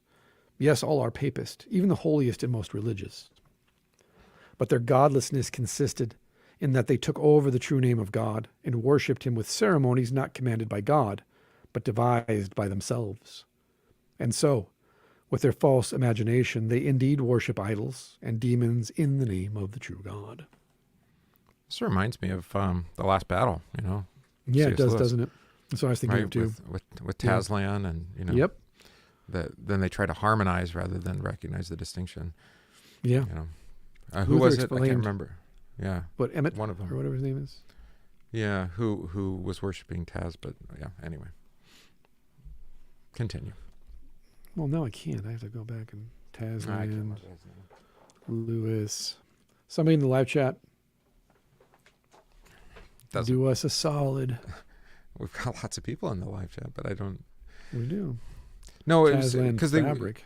right. No, when he goes into the hut, right? Yeah. All of them leave fearful except for the one. I can't remember who that was. Yeah. You worshipped him, but you were worshiping me. I thought, That's yeah, what it Emmett. says, John. Wasn't it Emmett? I can remember his name. It's been so long.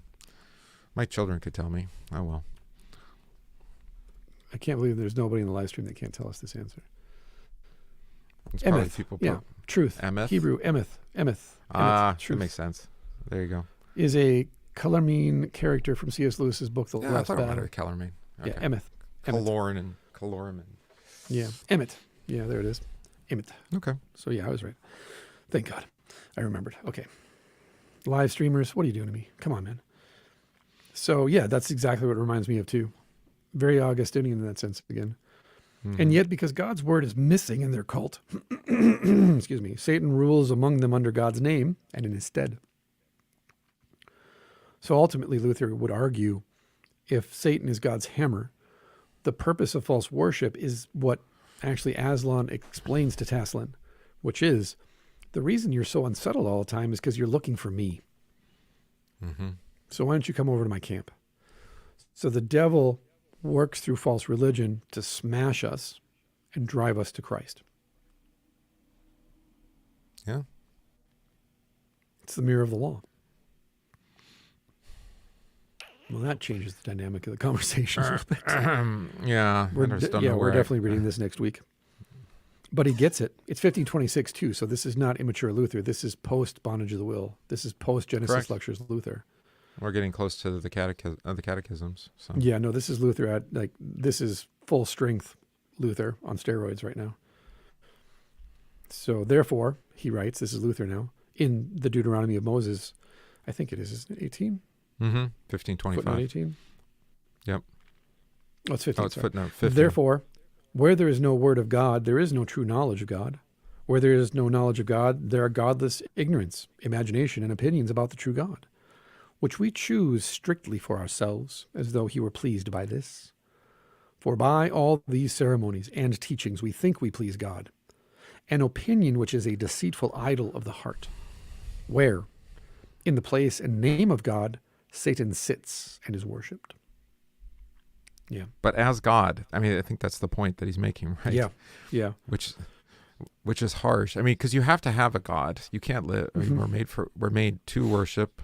We're worshipful, you might say. Yeah. And it's just always a question of what. And the notion of an atheistic person is a fallacy, as we know. I mean, there's creeds, confessions, there is worship. It may be more explicitly personal than a lot of other idolatry is, but it's still there. But that's Satan, the deceiver. It's that you are deceived, and that God would allow that deceit, I think, is the thing that's so terrifying. But he allows the deceit to deceive you into his kingdom, because he is still the adversary of the adversary. Yeah, no, it's true. Well, he spoils the spoiler of his prey, as we said last week. Yeah. Yeah. Huh. Again, you have to take into consideration the entire cosmology of Christ. He fills the entire model. There is no escape from him. He is the cosmic Christ. So he overcomes all. He is the king of all cosmic powers and principalities, both in heaven, earth, and under the earth. They all have to bow to him. They're all his footstool. So the devil and all of his angels are still hammers. This is why God leaves a third on earth to test man. And yet they are not allowed to touch us unless we invite them into our lives. We create that. God doesn't. Which means when we are worshiping a false god, we are being driven by God through the false idol, to the true tselem. I mean, there is the example. There's the example of Job or of Judas, and even Peter, right? Satan, get behind me, Satan. Yeah. Yeah. And this is to our point earlier then. The gods live by the name of God. Little g gods, they live by the name of God. They have no life outside of them if God doesn't allow them to exist, because he's their creator, the powers and principalities, that is. We may create them as Thor or Woden or Frigga, but they are still creatures of God hiding behind the statue of Woden, right? They're still powers and principalities. And their heads, principality, chief, head, they're only head. They're only middle management. They're governors because God allows it. And when he decides that it's over, it's over. So this was to Luther the basic reality, or to speak with Hegel, the objective moment in religion. The realization of these interrelations was never more strongly impressed upon Luther, as far as I can see, than in the battle of the prophets against the idols. And here it comes. Oh, there it is. Even though, and because for them, the question of blasphemy was posed in exactly the opposite way. The prophets may mock as they do, for they practice their mockery in the name of God. They alone have a right to do so, although it would be blasphemy against the holy name of God as such for an unbelieving mocker to do so. Well, the unbelieving mocker can't mock because they're not mocking in faith. I mean, they're not mocking in faith. Exactly. Right. This goes back to the whole church is a whore thing. Right. But like we've talked about, like, with the powers and principalities as they are being exercised within, globalist government or something. Like, we can mock it because we see it for what it is and we call it what it is. Yeah. Right. But if you don't, but we still acknowledge God's behind it. Well, of course. Yeah. That's what you have to include. As if some kind of even demonically possessed human authority could have some authority over God. But that's the way people treat it, right? Where's I God? know. God has abandoned us. God's not here. You see this? Well, I pointed this out to my we have kids the doctrine of the night. will here, don't we? Right? I mean, it's I up was to talking us with to save the world, my to save the country. 12-year-old in a couple days. I said, you ever notice in movies that the demonic... Oh, I was playing Diablo 4. That's what I was playing. And Okay. I said, you ever notice that evil is always embodied and always has power over us, but God is never presented in these games as having any embodied power over us? He's never the king. So evil is free to rule and reign and corrupt the world, and we got to fight evil. But God and angels and goodness are never allowed the same power and the same authority and the same sway as evil in these games. And so we had a really robust conversation about how media denies the authority and the kingship of Jesus. So every zombie game, every game with sorcery, evil wizards, they always have power and they're always embodied. They're always at work in the world. But you go, where's God? Where's goodness? Well, he's not here. It's like, interesting. Well, I wonder he why can you would do that. He would withdraw his hand, but then the question is why, right? Right. It doesn't, but he's still present. Mm-hmm. He just takes the dog off the chain and goes, go ahead, attack the mailman. Go ahead, go over there, bite him. And then when he's done mauling the mailman, God puts him back on the chain and goes, that's enough. That's enough. I just wanted to remind him that this is what you do. Yeah. Well, that's that double side of fear that we talked about hours ago Right. now, probably. Right. Yes, hours ago. So I'm not going to go into the next two sections because they're like 5 more pages. But number 3 is the name borrowed from the true God is the content of truth in natural religion, because that's the foundation of all idol cults. And then the last section is Luther was faced with the particularly torturous problem of how to distinguish real worship of God from false in the interweaving relationship of paganism with natural religion and of idols with the name of God, which is honored in them as much as it is misused. So this is a pretty deep section, actually. Yeah, I forgot how helpful this was. I'll have to Yeah. look at it again. I mean, it's a different. It's a much more thoughtful time in scholarship, Right. and not pedantic. I mean, it does seem that Bornkamm. I mean, he is a believer, and he's looking. Yeah. He's looking for in Luther some. To inform him, I think, at least Sure. how does Luther understand these things? I don't know if he necessarily agrees with what he's saying. We also know from the beginning that Bornkamm may have fallen in with a pagan death cult Oh, well, there's and that. may feel a little repentant about it. Right, of course. Yeah. Right, as we said at the beginning. So I Right. think, because he's So very think of- cautious in his preface to say, I'm not telling you this is what I believe, but this is what Luther, Correct, this is right. what Luther articulated. Okay, Right. fine, right? Right. We can only speak for what Luther actually said. Mhm. But I do get that sense that he's seeking from Luther some explanation that Some would be absolution, helpful possibly? for faith. Yeah, and maybe absolution too. To put the best construction on it, let's just assume, since he's an academic, he's got his head down, he's following the rules, he's got his card, he's doing what he's supposed to, he's wearing his brown shirt. And he notices, I noticed the Jewish students seem to be disappearing from classes. Now they're all gone. My neighbors seem to have disappeared in the middle of the night. They just kind of moved and left. And I asked around and people said, yeah, they went to live with their cousin in Bavaria or something. And so you just say, you know what? I'm going to keep my head down. I'm not going to ask questions. I don't want to cause problems. I got to keep my job, get my food stamps. Okay, fine. And then after the fact, you find out that millions of people are murdered. Right? Yeah. And How do you there's no, live with that? I mean, I don't know if he knew it at this point yet. I mean, the book came out after that knowledge became known. Yeah. But he's what I guess what I'm suggesting is that as he's writing this and he's seeing the when growing did you cult. say he drafted it? 39? Yeah. Well, that's the Yeah. final. He had been working on it for a while. He said in the preface. Okay, so he's watching them come to power. He's not Exactly. in the, He's what have I watching the done? rise of a death cult, as you called it, he's seen around Crystal him. knocked. Yeah. So you can't help but say, okay, can Luther give us something helpful here? Obviously, Luther was used by the death cult as well. Yes, So, of course. or misused. Yeah, the Shire which we've covered before. But and here, had to delete. I just got sick of trying to delete Yeah. comments. Yep. But it does seem that, like you said, an absolution, or how can I understand what happened here, right? Yeah. And that Well- can I even understand? Could you understand the rise of National Socialism as God's work? Yeah. That Well, Well, That's a what was terrifying thought. Bornkamm's area of scholarship, by the way? What was he teaching? He was a historian. Yeah. I think. What's his area of focus? I'll go back and look and see. Yeah. Where did it go? I had to translate. I was translating here. Bornkamm. Where did it go? Wikipedia. There he is. Yeah. Just evangelical theology, and yeah. You got to ask yourself, why in God's name would you write a commentary on Dr. Luther on the Old Testament at a time when the national regime says we don't read the Old Testament? That's all a bunch of, that's all a bunch of Jewish lies. It's, they're Christ killers, all the epithets that they threw around to vilify Jewish folks. Why in 1939 would you try to publish Luther in the Old Testament when they've ripped the Old Testament out of the Bibles? Because he did submit it and it got censored. I mean, that's the thing. Yeah, it did have to go through.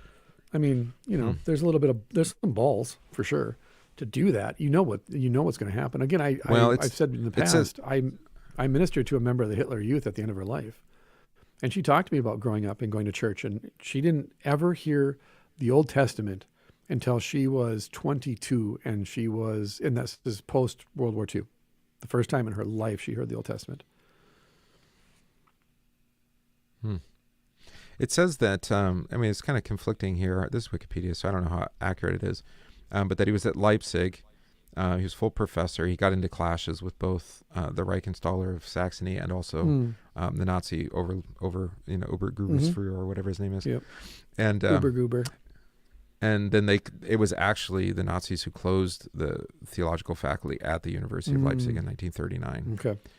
Now, it does say that Bornkamm tried to appeal to Hitler with some acclamation, maybe to get it published. Who knows? Yeah. So it does seem like he's got a conflicted history. He's trying to. And so anyway, he was dismissed. He was dismissed by the Soviets who took over Leipzig. There we go. Of course. And he taught. Well, actually, yeah. He taught church history at University of Heidelberg. There we go. And then in 1953, Bornkamm wrote "From Christian to National Socialism," and they banned it in the SD. Over there. Oh, I got somebody here. I got to let in. Okay. All right. Well, that's a good place to wrap it up. So thanks, everybody. Thanks to 1517 for the opportunity to have this conversation. Thanks to Dr. Bornkamm for writing the book. Thanks to everybody on the live stream for listening and helping out with our questions. Thanks to everybody that listens all the time.